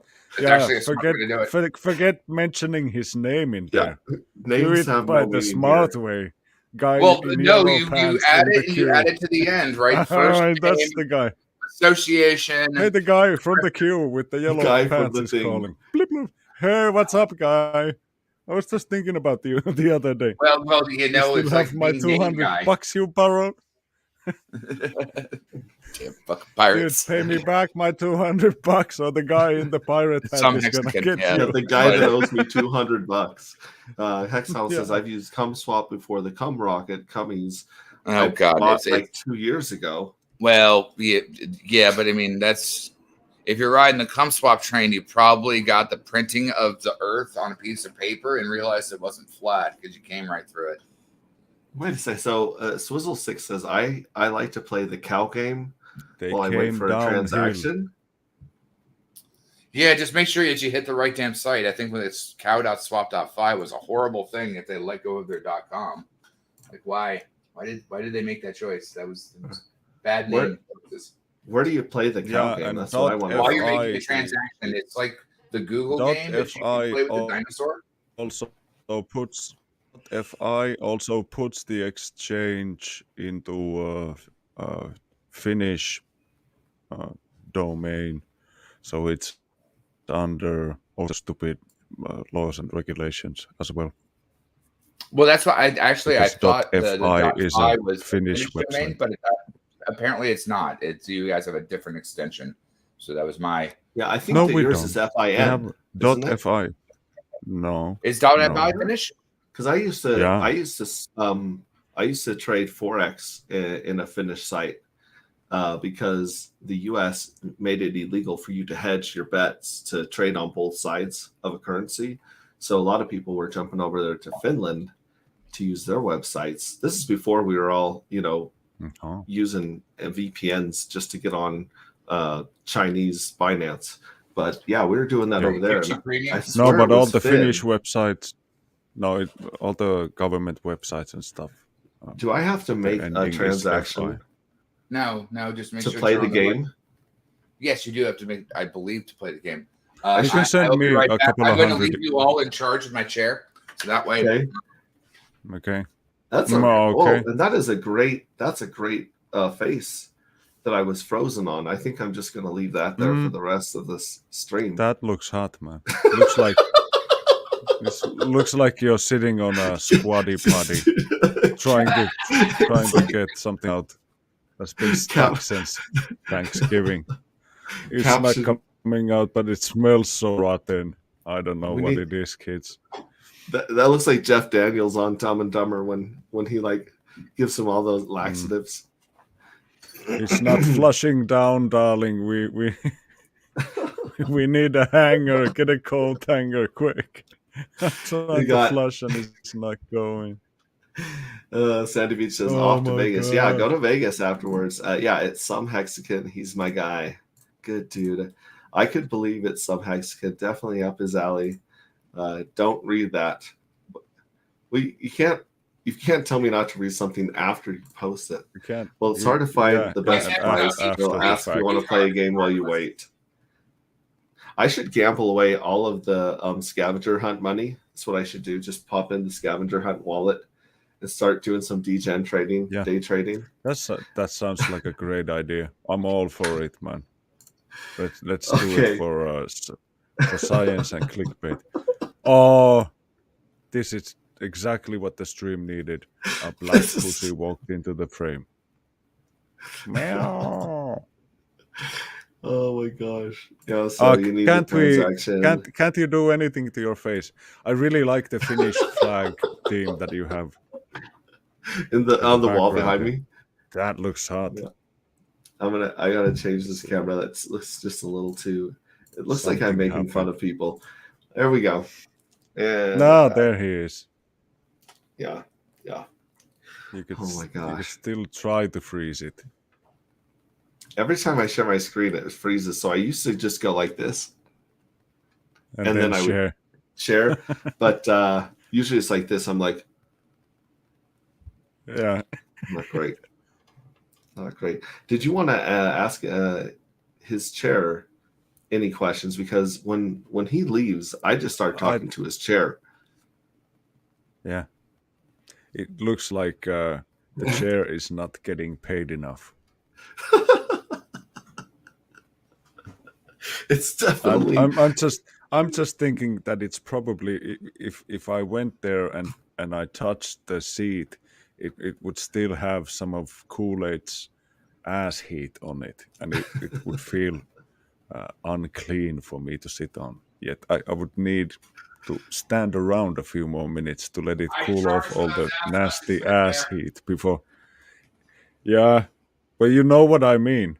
You don't want. Nobody wants to sit on another dude's ass warm bench or any kind of seat. You know, you want to give it a couple of minutes to get to ambient temperature, so that you know it's your butt that's warming the chair. I don't know if Sandy Beach was saying game on or if she's giving a shout out to someone named Gaiman. Well, the cell text is right up above it there. And okay, there we go. Yeah, shout out to KryptoKoolaid for supporting Alpha. Gaiman. There we go. And then I like reading these emojis that don't show up. Hand, pink waving, face, blue smiling, hand, pink waving. Yeah, they're really. It's quite an experience when you read them. Like Swizzle Sticks wants to know when ass heat token. Well, when the heat is on. When the heat is on, I had to make sure the cameo.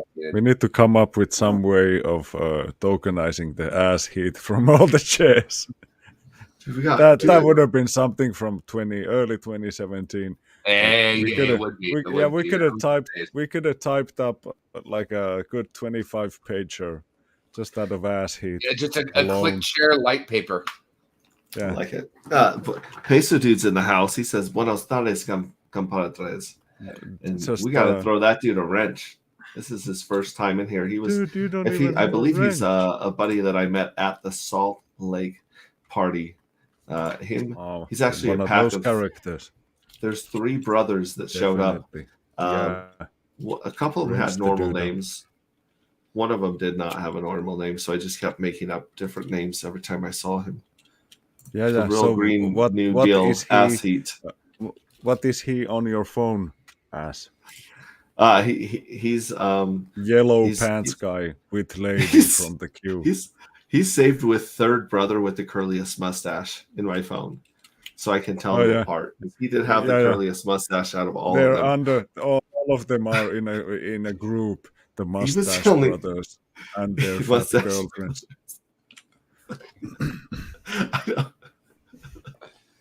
I'm just imagining their girlfriends. I don't know how fat they are. Imaginary girlfriends. Yeah, but at least they had them. Like they should be happy.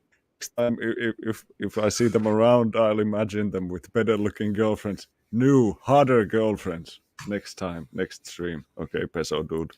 We'll have that to look forward to. Celtex is saying Happy New Year to us and our families. Appreciate that. That's great.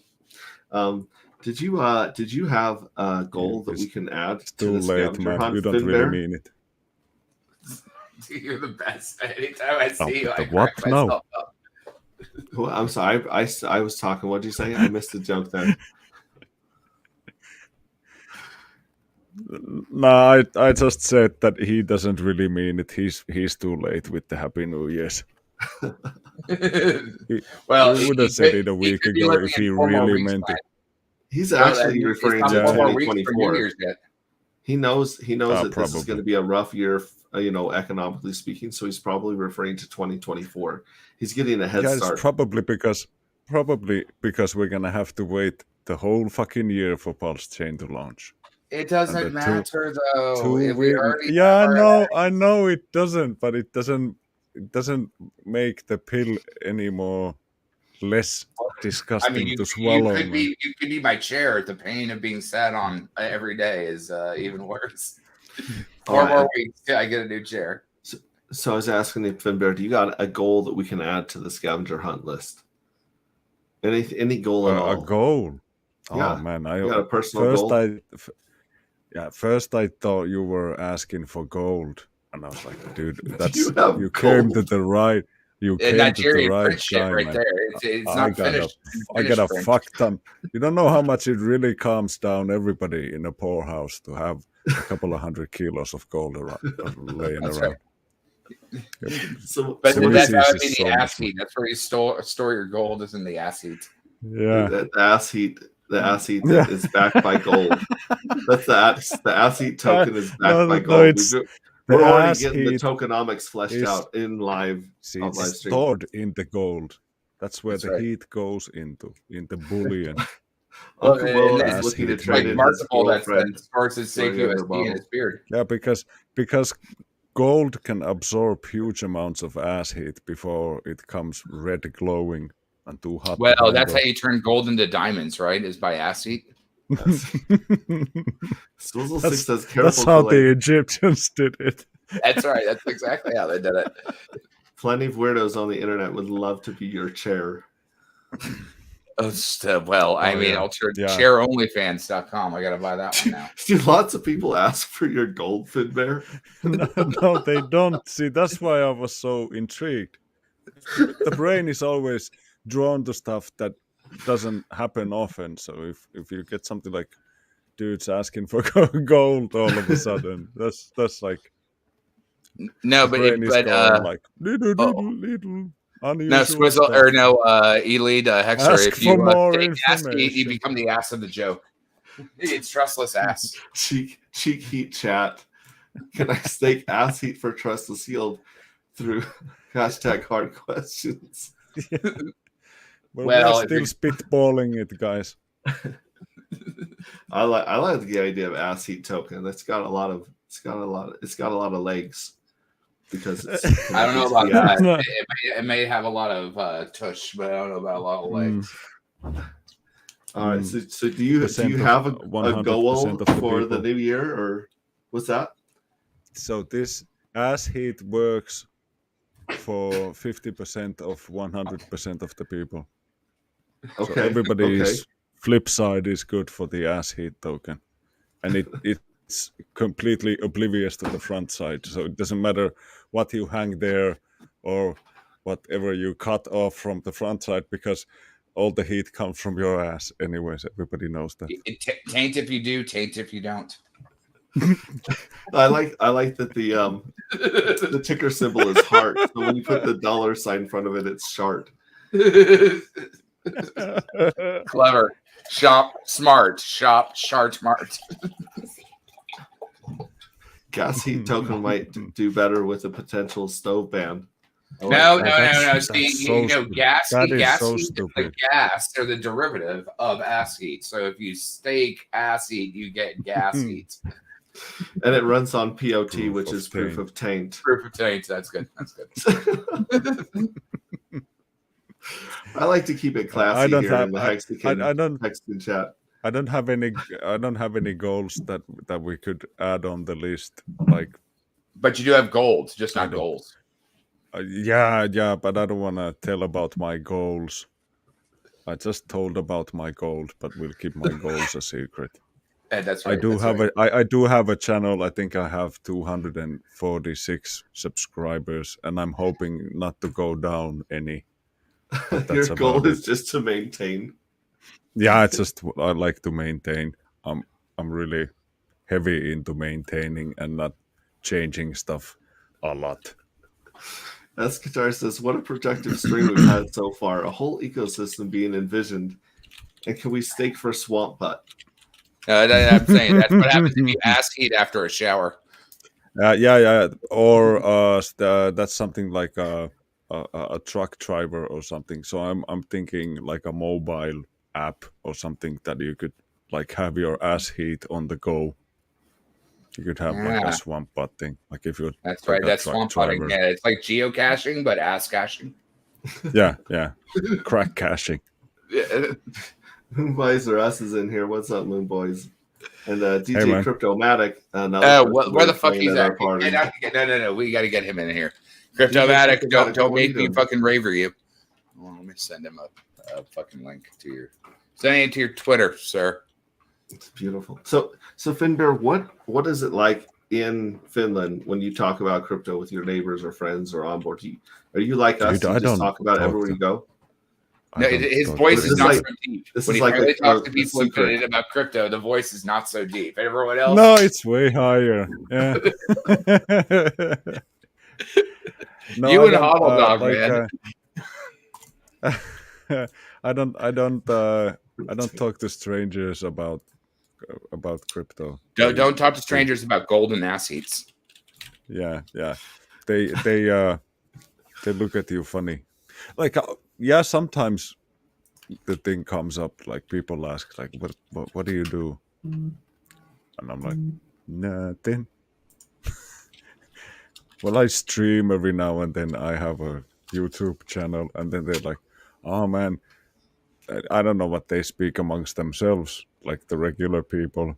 But then when they eventually find me after like calling all my relatives and finding the one who knows my channel, they come and realize I have 240 subscribers and like 15 videos on my channel, because I'm mostly like Kool-Aid. I'm like a gypsy on streams. I come in when I'm not wanted, and I eat all the good stuff, and I leave at the wrong time, just as the cleaning is about to start. I'm like, all right, guys, I'm gonna head out now. I'm just trying to heckle DJ Cryptomatic to come on. So let me get this straight. You tell them that you do YouTube videos, but then you don't tell them how to find the YouTube video. No. It's no. I gotta. It's probably why you're at 200. I know, and I like to keep it that way. I'm maximizing the only thing that I know. My fellow Finns have an endless resource of is envy, and they want to see you fail. So like they will do their fucking damnest to find my channel just to see how much they just want to torpedo it. That's hilarious. Yeah, but if I told them like, yeah, go and check out my channel, they'd never even like. If I had like a calling card or something, that'd be first thing to go in the trash. Like, fuck that guy, I'm never watching a stupid YouTube shit. Dude, I don't make a slightest effort ever for anybody to come and watch my shit.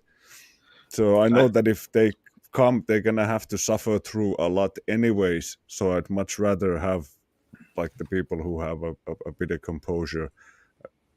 And composure, that's exactly what you look for with your athletes. A good helping of anger / hate when they start watching me, because that takes you a lot longer in like a 40-minute stream than just curiosity. Oh, I want to see that fun guy I saw at the mall who I've not seen in 15 years.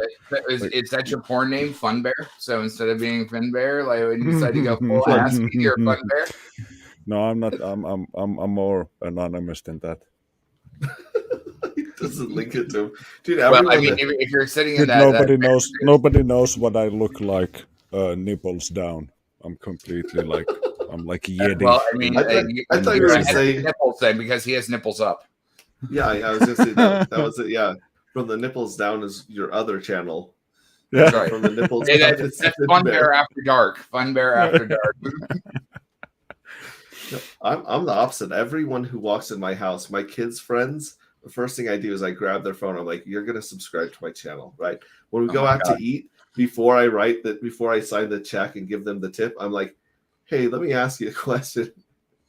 Do you use YouTube? Do you have a Gmail account? You want a tip? Yeah, I need you to go here and press the like button and subscribe. And if you do, tippy.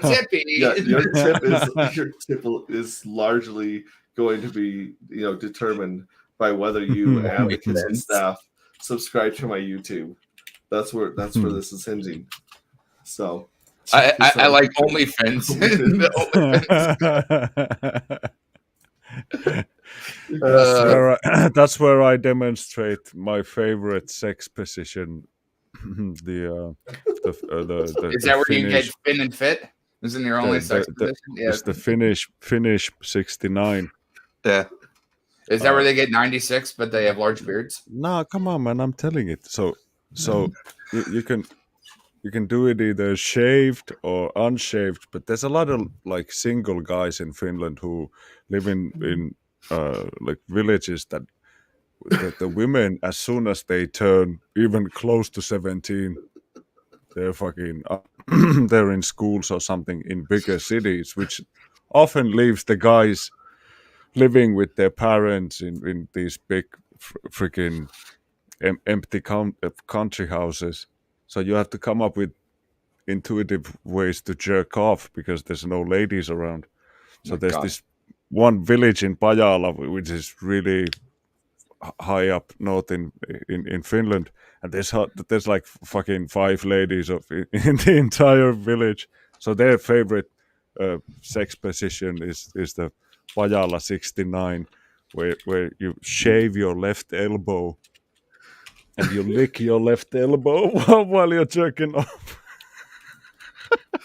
DJ Cryptomatic, you've come at the What's perfect up? time. Hey, there you are. There you are. You know I will fuck with you. We just figured out Finbear's other channel is called From the Nipples Down. So it's a totally anonymous channel. His OnlyFans channel, yeah. He's been talking about his favorite positions. And he says Finns are the only people who pay $100 to see their neighbors get a 50. Not get a 50, that's true. Yeah. That, not get a 50. It's tree fitty. Damn Loch Ness monster. I said tree fitty. Yeah. They run around naked all the time in the saunas and stuff like that. But because they have that beards to keep them warm. Yeah. Well, the they're very open to anything. If you're dating in Finland, isn't it easier to get them to come back to your house because you're on a dog sled and you want to get into some sort of a shelter? So yeah, it's like especially during the winter. Yeah, in the winter, it's like you can... sometimes like you're taking them home from the village dance, and the trip takes a bit long, and it's maybe not completely full moon, so it's a bit darker than you expect. You're wearing clogs. You pull out the reindeer skin and expose her feet, so she doesn't notice it, but she slowly gets hypothermia and she's out cold by the time you get home. So that's a sure thing. And then you just slowly almost die. We didn't roofie you. You just thaw her off in the shoe room by the front door, and once she's warm enough, she'll get her shit and walk out the door. Nice.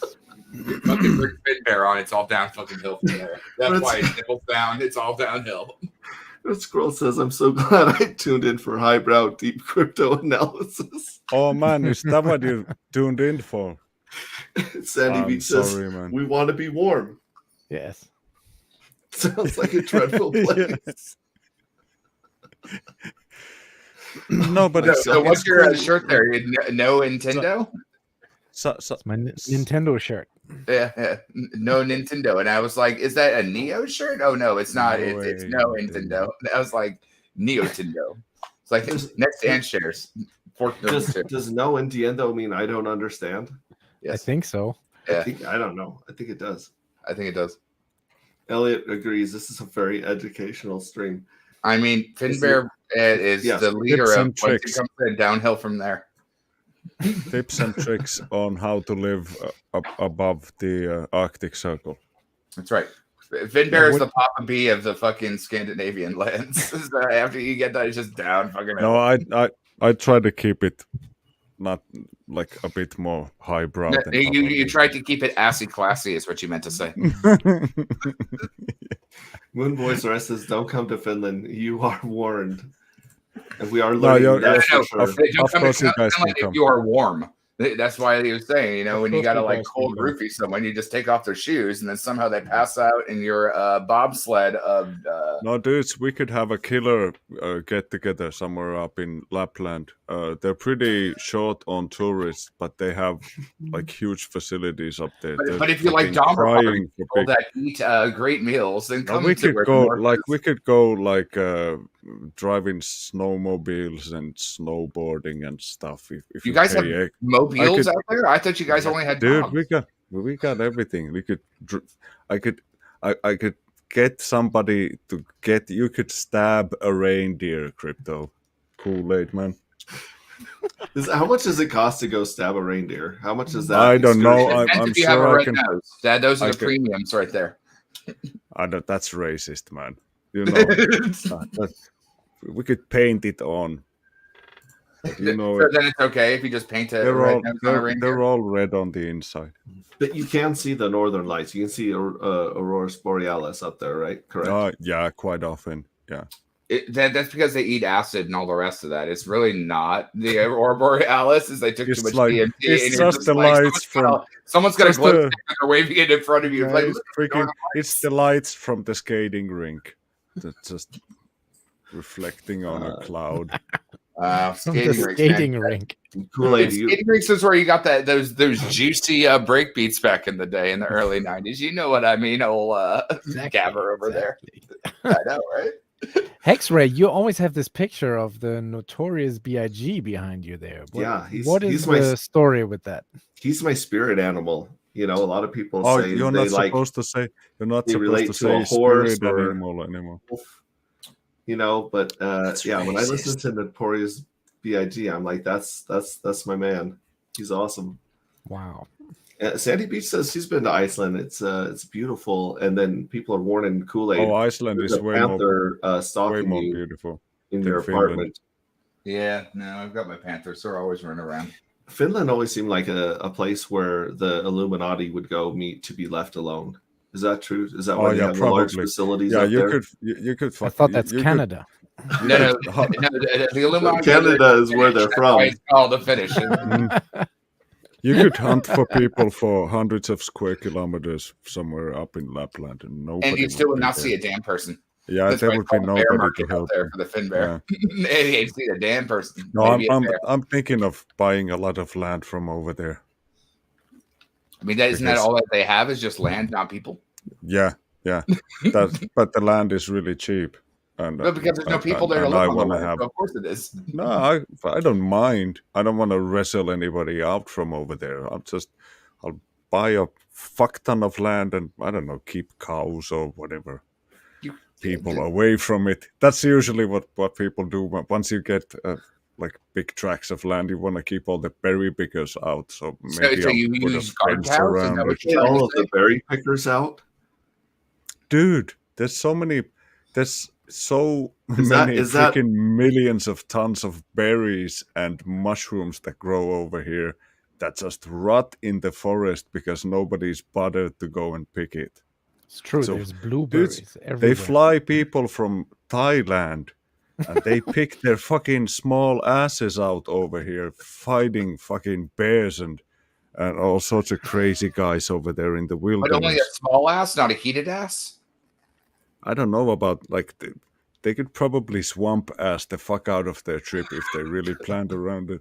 Like, imagine having those swamp ass kit with some mobile phone stuff and maybe like a battery the size of your backpack. I think we found the You community. could use the for battery ASCII to fight token. off the bears and stuff. That would be an added safety feature. So when Battery the bear butts comes, and bears are mine. when the Battery bear- butts and bears are mine. yeah, You've when got- the bear comes to maul you, you could try to like You've got, jerry-rig the- pay some the- attention there with the shrooms. Yeah, but That explains his shrooms are great if background. you get cocaine bears, and that's what happens when you let too many Finnish people around in the bear Cocaine market. bears. I thought the berry pickers was like Finnish slang for hippies. They keep those berry pickers, No, those they're the berry wood- pickers away from my cabin. they're the woodhackers. Do you guys have hippies or homeless people or gypsies in Finland? we got You all can't of say the those. gypsy word out there because that's where they live. On that Yeah, side. yeah, If we they're got- hippies we on got the all of American them. side or homeless. We even got homeless, like in a country where it's often days for on end below like minus 20 degrees, and still like somebody keeps those people alive. It's amazing. Yeah. Where do they find shelter? That seems like it would, I don't know. The weather like would remove they're a in lot of hallways and some of them build like these huts on these They call them huts on wheels. It's like next to rest areas, you can find like these homeless guys have these camps there. Yeah. But they go pretty quiet once we get a good cold spell. I've only been once in the summer, and it's really nice. The nature is fantastic. Yeah. And it's warm, Yeah, yeah. Nobody sleeps. We get Johnny on here. Nobody sleeps during the summer. Again. It's awesome, and you can go for several months just going from festival to festival. Like there's all kinds of stupid festivals going on. Did you say festivals? Yeah. It doesn't like if it's a village of like 1,500 people, they'll have a festival, a freaking garlic festival or whatever. That'll last for that's good for a couple of days of fun. Garlic, huh? Yeah, we'll have like the bands will come and play. So you got like the bands of that summer that have like their 3 to 5 hits, and then you have a couple of oldies but goldies from the late 90s and stuff. And I don't know, like if Darude is not busy doing cocaine, he's probably gonna be. Did you say Darude like Sandstorm? Yeah. We just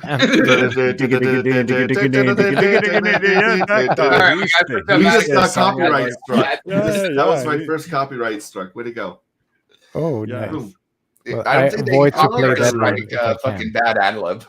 Be like, that's called a train wreck. So no, not gonna happen. There was a we got witches and mosquitoes and freaking all sorts of. You have mosquitoes in Frozen Wonderland? They must be very starved or very, very large. No, they're blood hungry. Yeah. I think we have like 90 different varieties of mosquitoes. What are midges? Midges bad up there in Summerfin. They're even smaller than mosquitoes. They're really, and nasty. Gypsies are scary shit. I had a run-in with a family in Cordoba, Argentina a while back. Very scary. Well, I mean, if you ever seen Snatch, be like, get any dags? You like dags. You like dags? Dags. And I throw into the dag. Wasn't it funny, Jim, that put that clip of Snatch? I don't know, but like when I think about the pikey thing, I think of Unwrecked or a few other people that I just cannot understand when they speak. But that's a fantastic movie, especially the rabbit scene. DJ Cryptomatic will probably know what track that is, but I do not. Leroy says, I'm the dancer, not the DJ. Right. Yeah, Leroy gets guys trying to dance with 5 girls at the garlic fest. Yeah. And that's like the festival ends up with like 1,300 guys licking their armpits as per usual. It's actually kind of talented to be able to do by yourself. It's like scratching your own back in the back. I'm like, can you actually bend that way? A lot of yoga. A lot of yoga to be able to lick your own armpits. Hey, Koolaid, here's a challenge for you. Just shave your left leg. The entire leg. Just the left one. Yeah, and then try to sleep next to yourself when you start rubbing against your shaved leg. It's the weirdest sensation. Is that like having a ghost hand and all the rest of that type of stuff? Is that kinky finish? I don't know nothing about that kinky shit. All I know is I remember when I had my leg tattooed and I had to shave it. Oh, man. And while it was healing, it felt really freaking weird having a completely shaved and just a regular dude's leg. I mean, that sounds like a nipples down problem right there. Why were you shaving your leg? Because you don't want to, imagine shaving through like a thicket. you want to get the hairs away from between the needle and the skin. Right, but what is that kind of like where the lotion says put the lotion on the skin or you get the hose again, and then it just goes downhill from there? Well, like, dude, my legs are hairy. It's like, I don't know how it's so funny to X-ray. Like you look like you're mostly body hair from here down. Like mostly. When we were at the birthday party in San Diego, I went to jump in the hot tub, and you let him in the hot tub. CZ saw me and she said, "Somebody shave that man." She yelled it. She yelled it in front of everybody, and I was like, "Hey, this like I think my hair is kind of like good luck. It's like having a carpet everywhere you go." Yeah.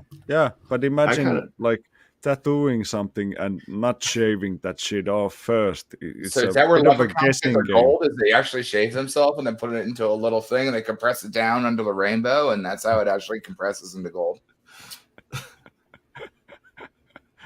Moon Boys has a story. He says, "You wouldn't believe how dangerous it is to go into small town Porto in North Finland. There's like 100 guys to 20 girls, and all the swamp creatures come to the city and try to get some action." He's probably from Sweden. Show? It's something else, man. It's something else. You don't get that kind of an ambience anywhere in Mexico. I can tell you, like, those people are not accustomed to ripping you off. They're like, what the fuck is going on, man? It's because they're surrounded by snow. So clearly there's no, they're just like, is this exist out of that's why I said it would be a great idea to have a get together in Lapland. Like, we would. There's several ski resorts where millions of people visit every year, so I'm sure they could take like 20 hexagons. 20 hexagons. And I can't fucking fly to America to see you guys. I gotta take all sorts of. You're saying you got rules, right? You mean without a plane, right? Yeah. You're just saying you don't know how to fly as like superpowers? No, I gotta take like this, though, right? I have to take these stupid medical experiments that I have to partake into, and I'm not going to. You could travel by boat. I don't think they had to care if you travel by boat. You could travel by or I could come to Mexico and just swim across or something. Apparently, they give you a ride if I just show up on the other side of the pond ditch. You can take the Titanic. Yeah. I hear that. I heard the. That's a good ship. Under the deck, it's really cheap. Yeah. I also hear that it's gonna move. None of the. I think not none, but maybe like only a handful of the Finns who were on the Titanic drowned.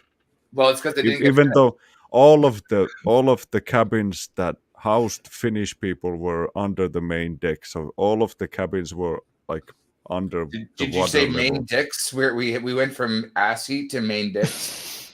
Main decks. Dude, you just wanna hear everything, like your dirty mind.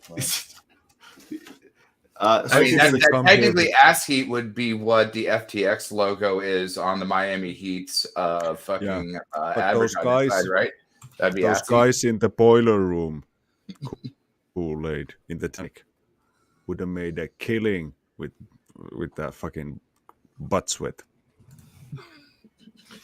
Well, if you save up enough of your ass heat tokens, you can afford that ticket to America. Butt sweat. No, you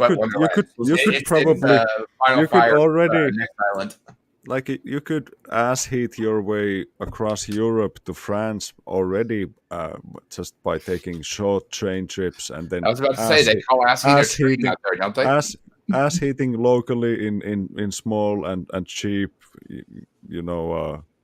hostels and shit.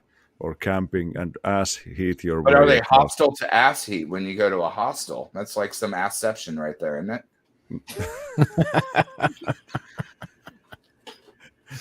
That's some Inception shit, man. Assception. Spank it. Let's see what happens. Oh, just needs a little slap. Yeah, Finland does sound a lot like North Dakota. Like Leroy said, there were all the stabbings at the strip club in Williston before it closed down because North Dakota doesn't even know if they're American or Canadian. They don't have maple leafs to lick. There's not that many stabbings. No. Usually.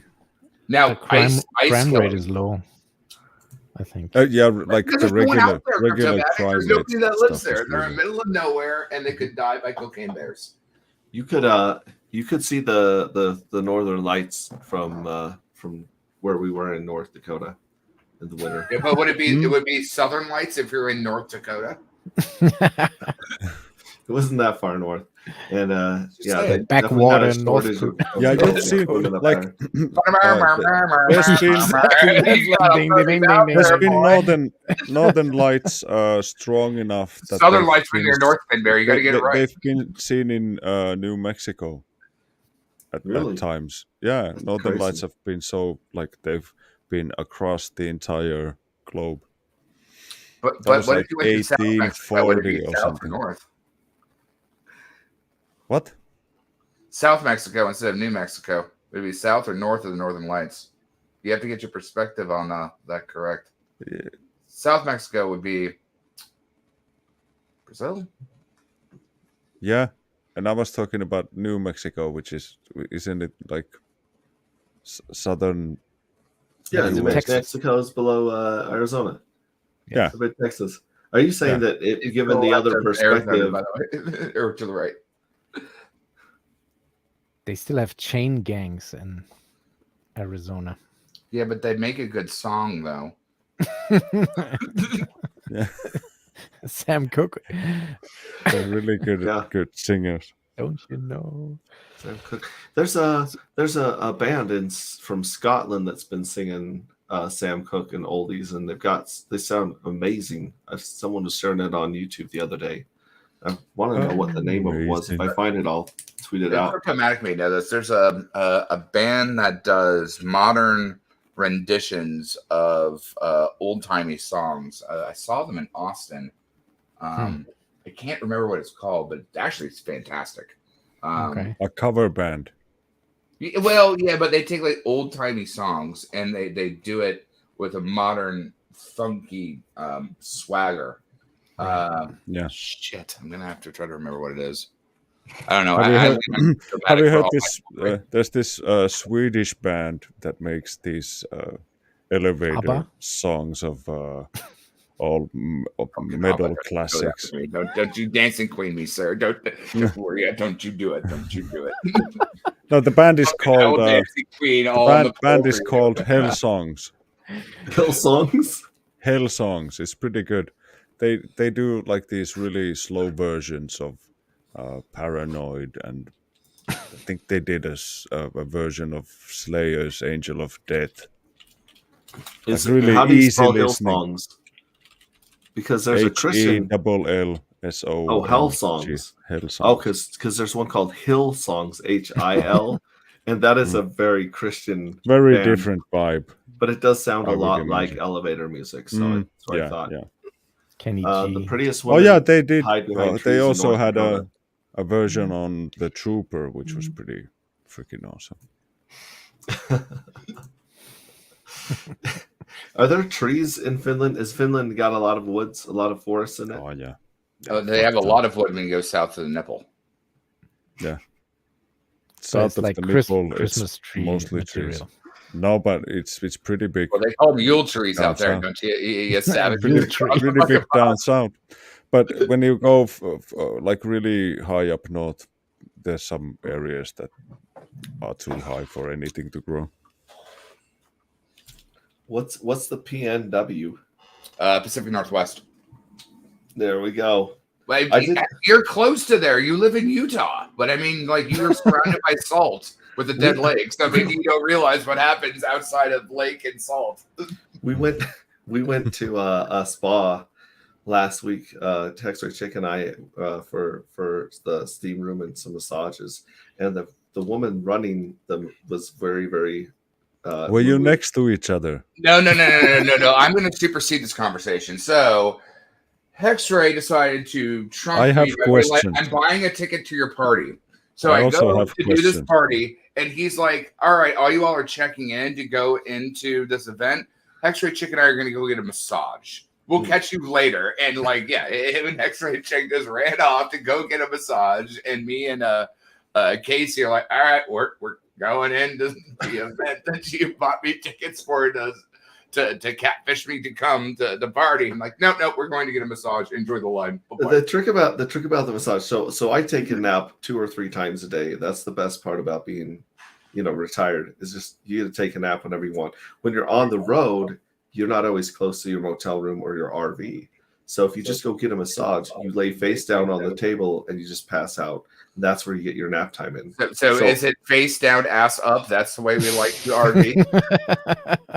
Yeah, I was just wondering where you hide the boner. They usually don't massage. It's just when you fall asleep, nipples, you just don't care about it, or you just let it sort of wiggle its way out you just somewhere. Let it flow through you.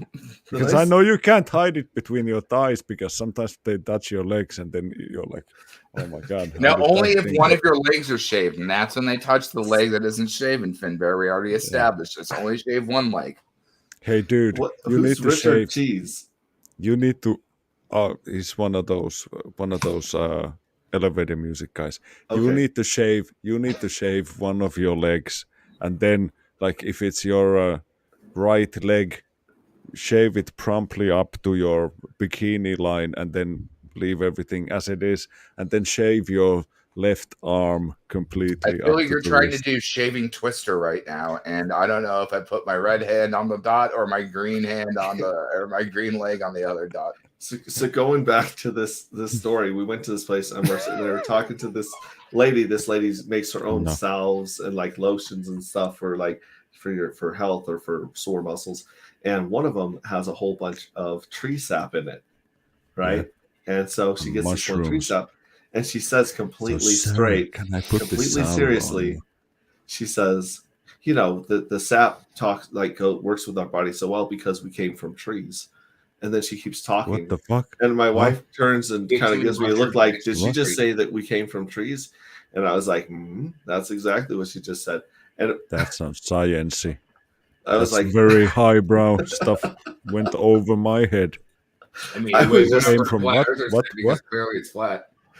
There are times in my life when I've talked to trees and nature, but I've never thought for a second that I came from a tree or that my ancestors came from trees. So I couldn't really wrap my head around that. And that's when the deep. flat Earth people made a lot more sense. Yeah, that's let me go back to something. That's why if you listen to somebody like that and you're laying down on the bench with your one shaved leg and your other shaved silly arm, and you're like, oh my God, it's so good to know that I'm not the only one who's completely at a loss. So if you have two people that do that, is that Connect 4 finally when you actually come together? You can't bring those people. You can't bring those people together, man. That's like you put in 2 9-volt batteries together. Is that way. How you have vanilla paste or what is it, asparagus and human shaver pad? Kyle, vanilla paste or I forget what is a fish and some asparagus. Go cut the fish and asparagus. Does Finland have any indigenous people, like people that go way back into they call them snowmen. Sami. What are they called? Snowmen. And did they have somewhat pagan religion or religious belief that they still hold that you know about? No. They're all gay now.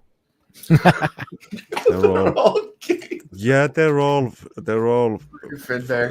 fucking.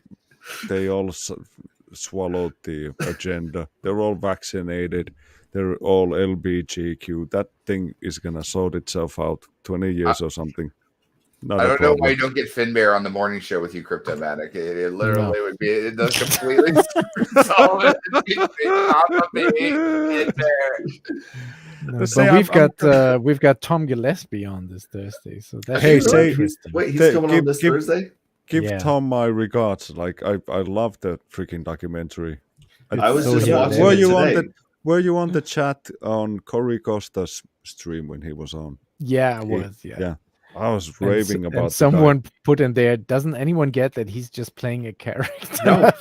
So I had no idea that he was playing a character, so I was really kind of irritated and confused by some stuff he put on Twitter. And then Escatar in the chat was like, "Oh no, he's playing a character, like not quite like Borat, or it's more like this is Spinal Tap."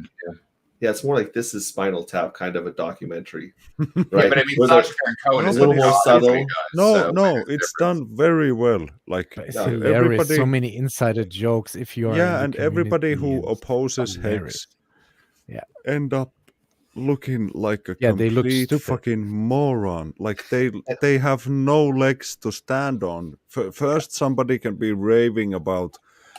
Like we don't talk about raving in the same room as Cryptomatic, right? There's 2 words right there. Well, they're gonna be ranting about how it's obvious that at first decentralized finance is gonna be a bit centralized because it needs somebody to just hold it all together in the beginning, but then it's gonna all the value is gonna disperse and it's not gonna be an issue in the future.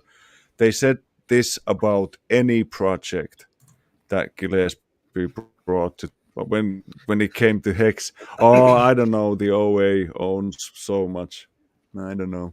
Like he even went to Sweden. That's one of the fundamental disputes there that I see in this documentary is that like all the anti-Hex people, they say it's not really decentralized because the OA holds so many coins. But we have a totally different understanding of decentralized. Like we mean by decentralized, no middleman. Like you hold your own keys, it's trustless, there's no Celsius, no Nexo. That's what we mean by decentralized. But we know that the supply is centralized, but we all know this, and there is never been like it's 2 different things being decentralized. It's 2 different things, but they get mixed up and confused. So we're so crazy about decentralization. We're excited about decentralizing our layer 1. So Ethereum was a middleman and could basically do what they wanted with the fees, which they still can. So when Pulse Chain comes out, it'll still be a middleman, but it'll probably be a much better alternative to there. And there's gonna be a whole lot less VC money to dump, because when Ethereum had its ICO, there already was VC money in who came in at, I believe, 3 cents or something. Yeah, it was right around 3 cents, and then it launched at $3. The ICO they launched, I think it was 40 cents or something. Yeah. But the supply situation will be the same. That's why the OA sacked at the very last day of the of the sacrifice.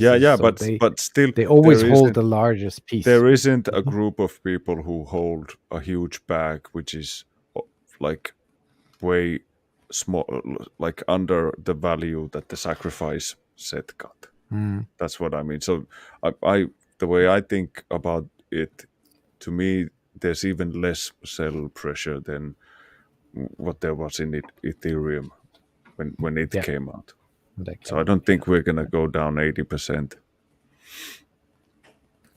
It depends. It's gonna be interesting because like I've missed out on a great deal of yield in this time of waiting, and getting back the T-shares I missed out on is probably my priority once we get to trading and stuff. Yeah. So I don't know what everybody else is thinking, but I want my T-shares back and then some, because it's been a long wait.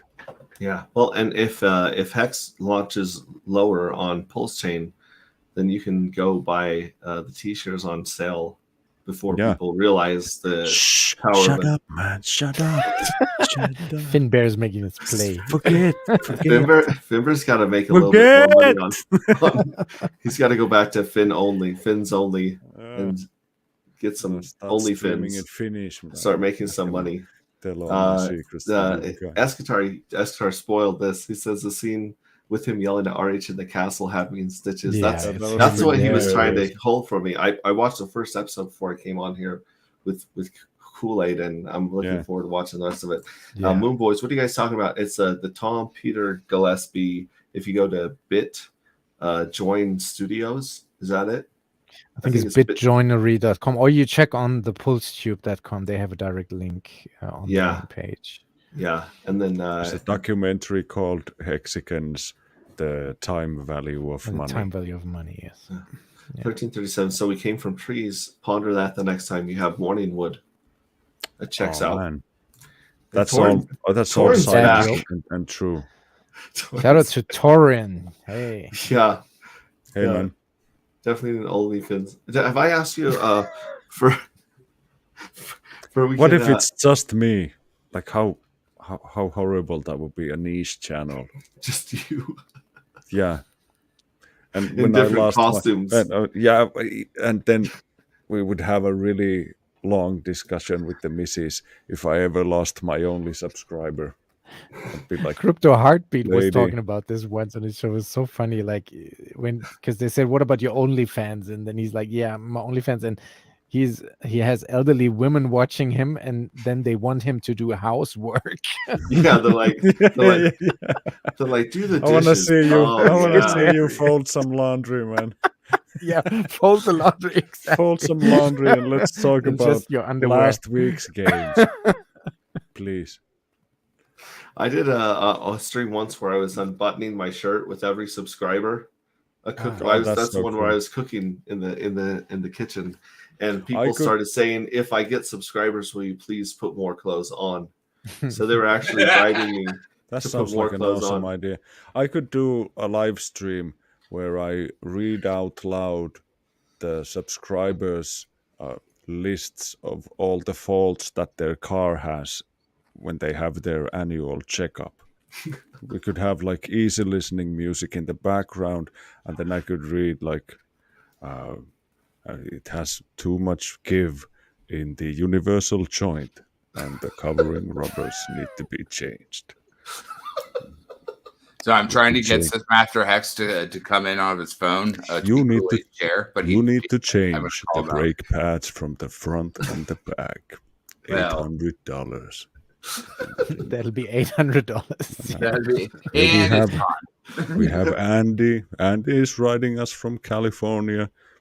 Andy says his Beetle is substantially corroded and needs more thorough bodywork before it's street legal. Our thoughts go out to Andy in California. All the best to the missus, and stay safe out there.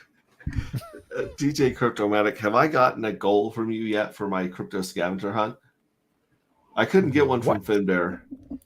Yeah, what's it? Do you had any goals of hitting a level? He didn't say gold. He didn't say gold. See, Cryptomatic also. Yeah. Immediately.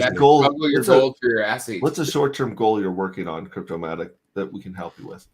On my Twitch channel, or what do you mean? Yeah, either on Twitch, YouTube, whatever you're working on. If you want to lose 10 pounds, we got you.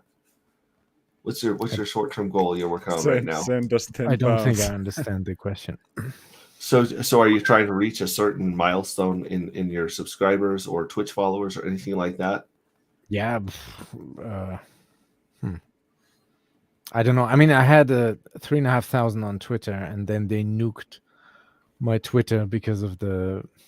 So how many? I don't even know why, but they. Did they actually nuke your Twitter from the Christmas stream, or is that a different one? That's what people say, because I took 2 days where I messaged everyone in the community, hey, I need a clip for the Christmas show, but of course it's when you're messaging 100 people, I will not write a personalized message to everyone, so it's copy and paste. Yeah. But still, it's DMs between people that I follow and they follow me back. Otherwise, I wouldn't even be able to DM them. So it's nothing that I send out like to a random 100 people. It wasn't really like that. But somehow this got flagged, and then they immediately suspended my account and never gotten it back since, and no communication either. Like, I don't even know why. And I grinded so hard to get to these 3,500, because that's a lot, like, for a nobody like me, really. Whatever, Gabber boy, whatever. So do you want to get your Twitter account back up to and 35? now I'm already on the new account, I'm back to 1,200. So the community really came through and supported me with that, which is nice. Also, the 3.5 may have been a lot of dead wood, may have been people from 2 years ago who already left the scene or something. So I don't know, maybe the 1,200 most of them I'm at right dead. now is probably, let's be honest, probably guys. okay. But yeah, of course I'd like to bounce that back to 3,000. But more important is my Twitch. So the link is here, Twitch TV/DJ_Cryptomatic, because I know the Hexkins are on Twitch, because Hexo, when he was on Twitch, he had 5,000 followers, and I'm forever seemingly grinding at just 1,400. So if we could get that to 2,000 or 3,000, that would be awesome. Well, once we actually throw like Let It Roll, the Hex edition, or like all the rest of that, it's all just game over in the next bull run, sir. I wouldn't probably. Yeah. You know what I mean? I wouldn't worry about that, because but it's ever growing, it's ever going up. So I'm really happy. Let's try to get you back to 3,000 first. How's that sound for a goal? On Twitter. On Twitter. I'll add that to my Wait a minute, they banned you on Twitter and Twitch? On Twitter. Jesus Christ, they banned you on Twitter based on your Twitch. Yeah, I remember him reaching out and being like, "Oh, this guy's pretending to be DJ Cryptomatic." You're like, "No, I'm starting over." Because like he's the one that like saber rattled and whipped me, be like, "Put your fucking shit in there." And I'm like, "Who the fuck is this other person? Do you have a clue?"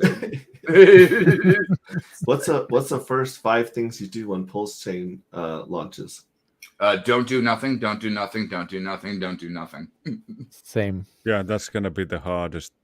It's gonna be the hardest couple of days not to do the people that are talking about ratio trading, they're gonna get fucking absolutely wrecked. Don't do shit till the bridge comes in. Don't do shit. Don't do shit. Don't do shit. Don't do shit. Well, once the bridge comes in, the question is, where can I get the highest yield for my pulse?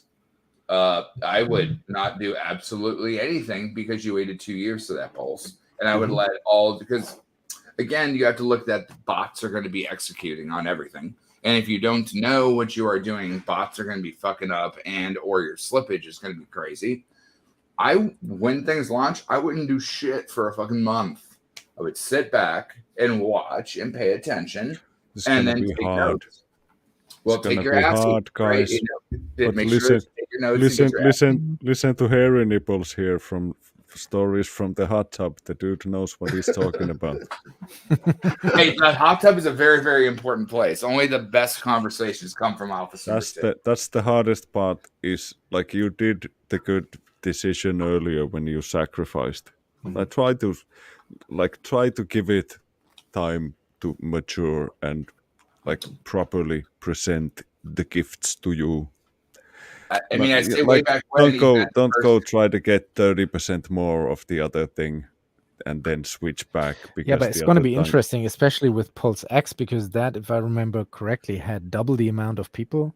Correct. Or wallets that sacrificed for Pulse X. So lots of them missed out on, or only found out about Pulse Chain through the Pulse X thing, and missed out on Hex. So I think they are eager on launch to make some plays to get into these other 2 coins as well. So it's going to be definitely interesting. What is it going to do to the price if the Hexicans, who are known not to be like traders, just hold for a couple of days and don't rush in to provide liquidity and let we have this saying in Finnish that you let the heat build up.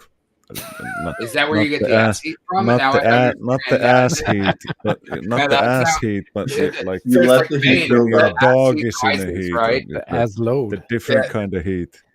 You let it build up a bit, and then you go when you have the bridges and stuff. Because I wouldn't do shit until no, that's but they're gonna get the liquidity from somewhere. Somebody's gonna be dumping their PLS. But what I'm trying to say is it's easy for PLSX. us because we are in all three, but there might be people who, missed out. Or I assume all of you guys are in Pulse Chain and in Hex. So I think it's not that big of a concern for us, but for I'm sorry, what is a hex? what is this? What is this Hex? cryptocurrency?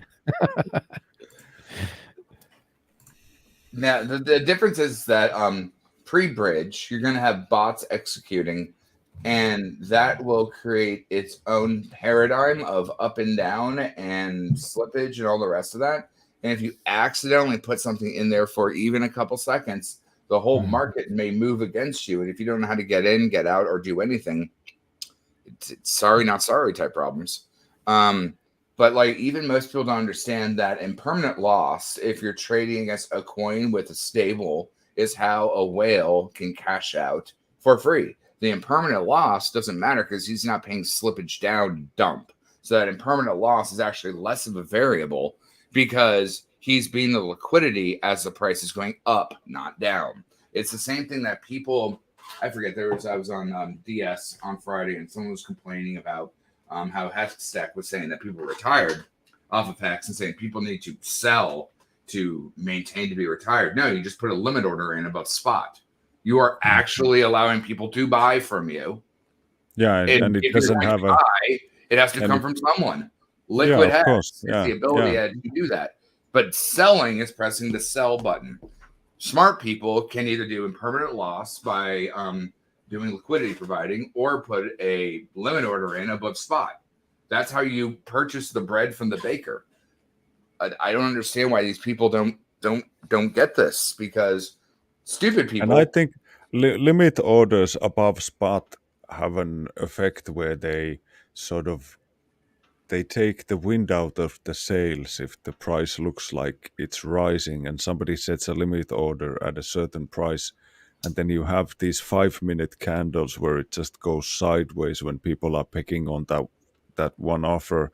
If the dude that's a good way to handle it, though. So if he just made an LP position where he had a couple of percent spread on the price, it would let the price, it would taper out a bit, but it would still continue to rise, and it wouldn't be such a like an absolute stop for the continuation of the price. That's exactly right on both tiers, because having it where it goes sideways instead of down is actually good because people got to acquire something. Now, if you're sniping, when people dump, you get the discount. But when bull and rip happens, you're just going to buy spot regardless. But again, pressing the sell button instead of articulately putting your sell positions in, even below spot, it's going to be filled. And it's not a dump position, and it would just strategically allow those things to handle themselves. Yeah, and guys, you need to also, if you're feeling bad about the markets, like remember that the whale that is selling or sold its position had $100 million worth of hex on that account, and I think it exited with something like 4 million or something. Maybe 6. So, I like Hex Hodl. It's just use wrapped BTC and send it to Coinbase. What's the worst that could go wrong? I want to give a shout out to Vets in Crypto. Subscribe to DJ's Twitch account. He's an amazing DJ with a lot of bells and whistles on screen. And he's a good fucking person. DJ Cryptomatic is a fantastic person. Thank you very much. Of course. So you want to talk about some interesting things I was thinking about the other day. What if people bridged and wrapped BTC into Pulse Chain when it launches? People only think about ERC20s, but technically BTC, I was in an argument with a BTC Twitter space last night, and I was even talking about X. But BTC technically has the biggest weight of pool, which is why if you needed to get out of, let's say, a wallet that got dusted with Tornado Cash, you could rent BTC and move all the rest of that and drop it back into the pool and all the rest of that because you're using the largest pool of weight to move in. So instead of bridging in Ethereum or stable coins, if you bridge in wrapped BTC, hey, Briz, big Bitcoiner. That probably be the biggest weight to come in, because that technically has the most metric amount of push as a weighted pool going into something. Yes, Ethereum's ETH, and it is the native token, but when you use a different token or a paradigm to wedge against something, that's where you get real juice versus cannibalizing on its own ecosystem. So that may be a very interesting way to not just bridge in stable, but bridge in a lot of juice that has the largest pool of liquidity as it moves in. So wrapped, bridged BTC may be an interesting play to inject liquidity into Pulse Chain. But doesn't it? What was the company wrapping Bitcoin that was in some sort of trouble? Like, is it? There's always an extra risk when you're handling wrapped crypto. There's always the company that can go bankrupt. But I suppose if you do it for a short period of time, just when you're entering or exiting, then you can. But technically, wrapped BTC is the most effective use of BTC right now. Oh yeah, obviously. Technically, wrapped BTC has all the benefits of Bitcoin's price performance or price weight of metric pooling. Yeah. But it also gets all the programmability of being an ERC20. And you get to gamble for less money than with just Bitcoin. Well, because let's just say you take Ethereum, right? Ethereum to 1 is technically 1 ETH, 1 Pulse. But wrapped ETH technically has the weight of value of Ethereum's price being pushed in through a bridge into Pulse Chain, theoretically. So if you had your wrapped I've been wondering about this bridge. Like when ETH... that were the trolls hide? I thought bridges were trolls hide in Finland. No, but when ETH proof of work came out, and it didn't take long for bridges to exist and value to be able to be transported from other chains into ETH proof of work. And I was just wondering, what are the mechanics how Richard could stop that from happening now? Like how could he keep it for even a day without the ratios sort of spilling out and some website or some service being able to transfer that value into US dollars on their website? But he's working on a bridge, you know? Yeah. Well, the thing about bridges is that it's literally the only risk to asset in anything, right? Any bridge is literally, if you're dealing with good DeFi, the bridge is still your point of attack. It's your cornerstone or your anchor point to get in front of the problem. Yeah, but that's what happened on the proof of work fork.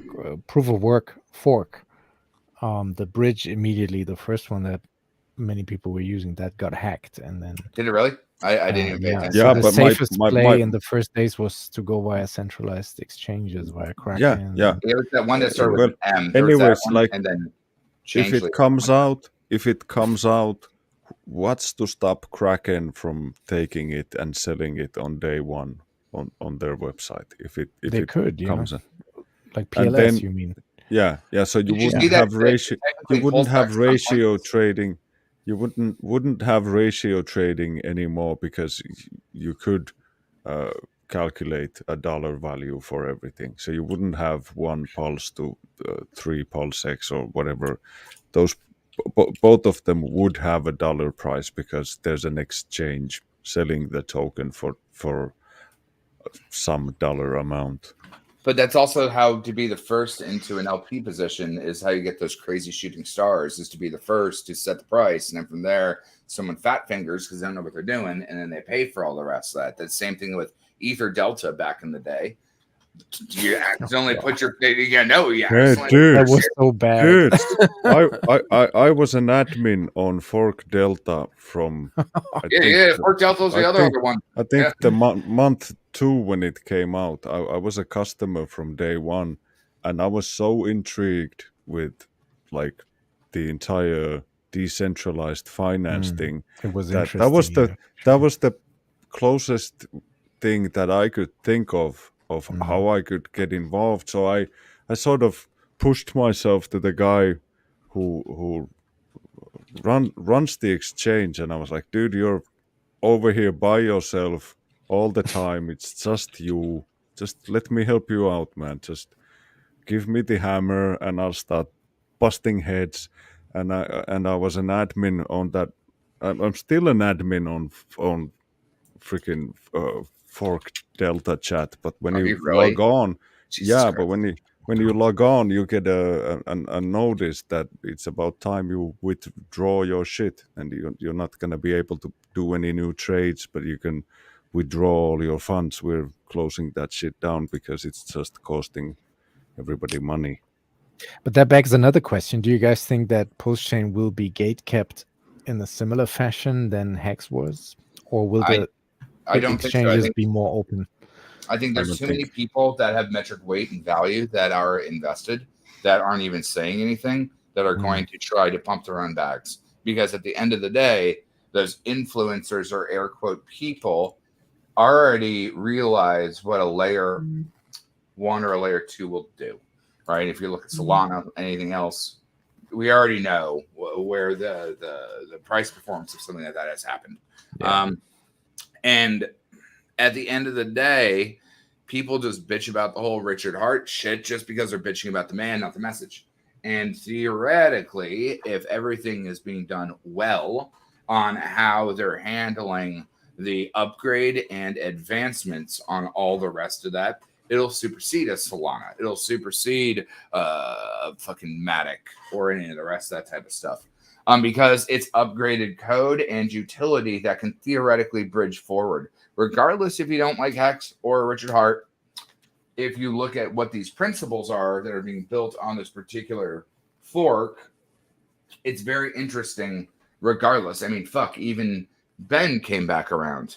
And, BitBoy, for him hanging out with Richard, was a big thing. But even Richard doesn't follow fucking Ben, on Twitter. But does it really matter who Richard follows or not? At the end of the day, the ecosystem's going to build itself and do what it's going to do. It's its own particular avalanche or movement of force. And if you let that do what it does, fantastic. But it really doesn't matter as much in the long interim because it will build on its own momentum. We don't have people in Dogecoin spinning up Twitch DJ streams. We don't have people having the most amount of actually Twitter spaces and or fucking actual content developers that aren't paid, that aren't influencers, air quote, paid influencers, that the momentum of the people that have metric money, metric attention span, and the ability to share this with other people that any other token would. I mean, name me 10 Solana developers. I can't name you one. Or influencers. I can't name you one. Right? Besides Charles Hoskinson, who the hell are fucking ADA influencers? I don't know one. Let's jump onto this question right here, and then Finbear's gonna have a reindeer tuck him into bed. Let's talk about privacy. That's what they call it, a finish. A finish. Yeah. A happy finish. All of our let's talk about guys. All right, have a great night. Thank you so much for hanging out, Finbear. Great to actually see your face, man, because with that deep voice, like Huddle Dog, it's like I didn't know what the fucking face to the man was. Awesome. Yeah, and make sure you bring up some more of those high class jokes back with us when you come back. Okay. Next time, more jokes. I'm gonna get a dirty one for next time. That's that stranger hand. That's the one that's shaped. It's the lefty. You never shake hands with the lefty. Yeah. All right, guys. Thanks, man. All right, let's talk about privacy bridges, swaps. All the addresses are public from the sacrifices.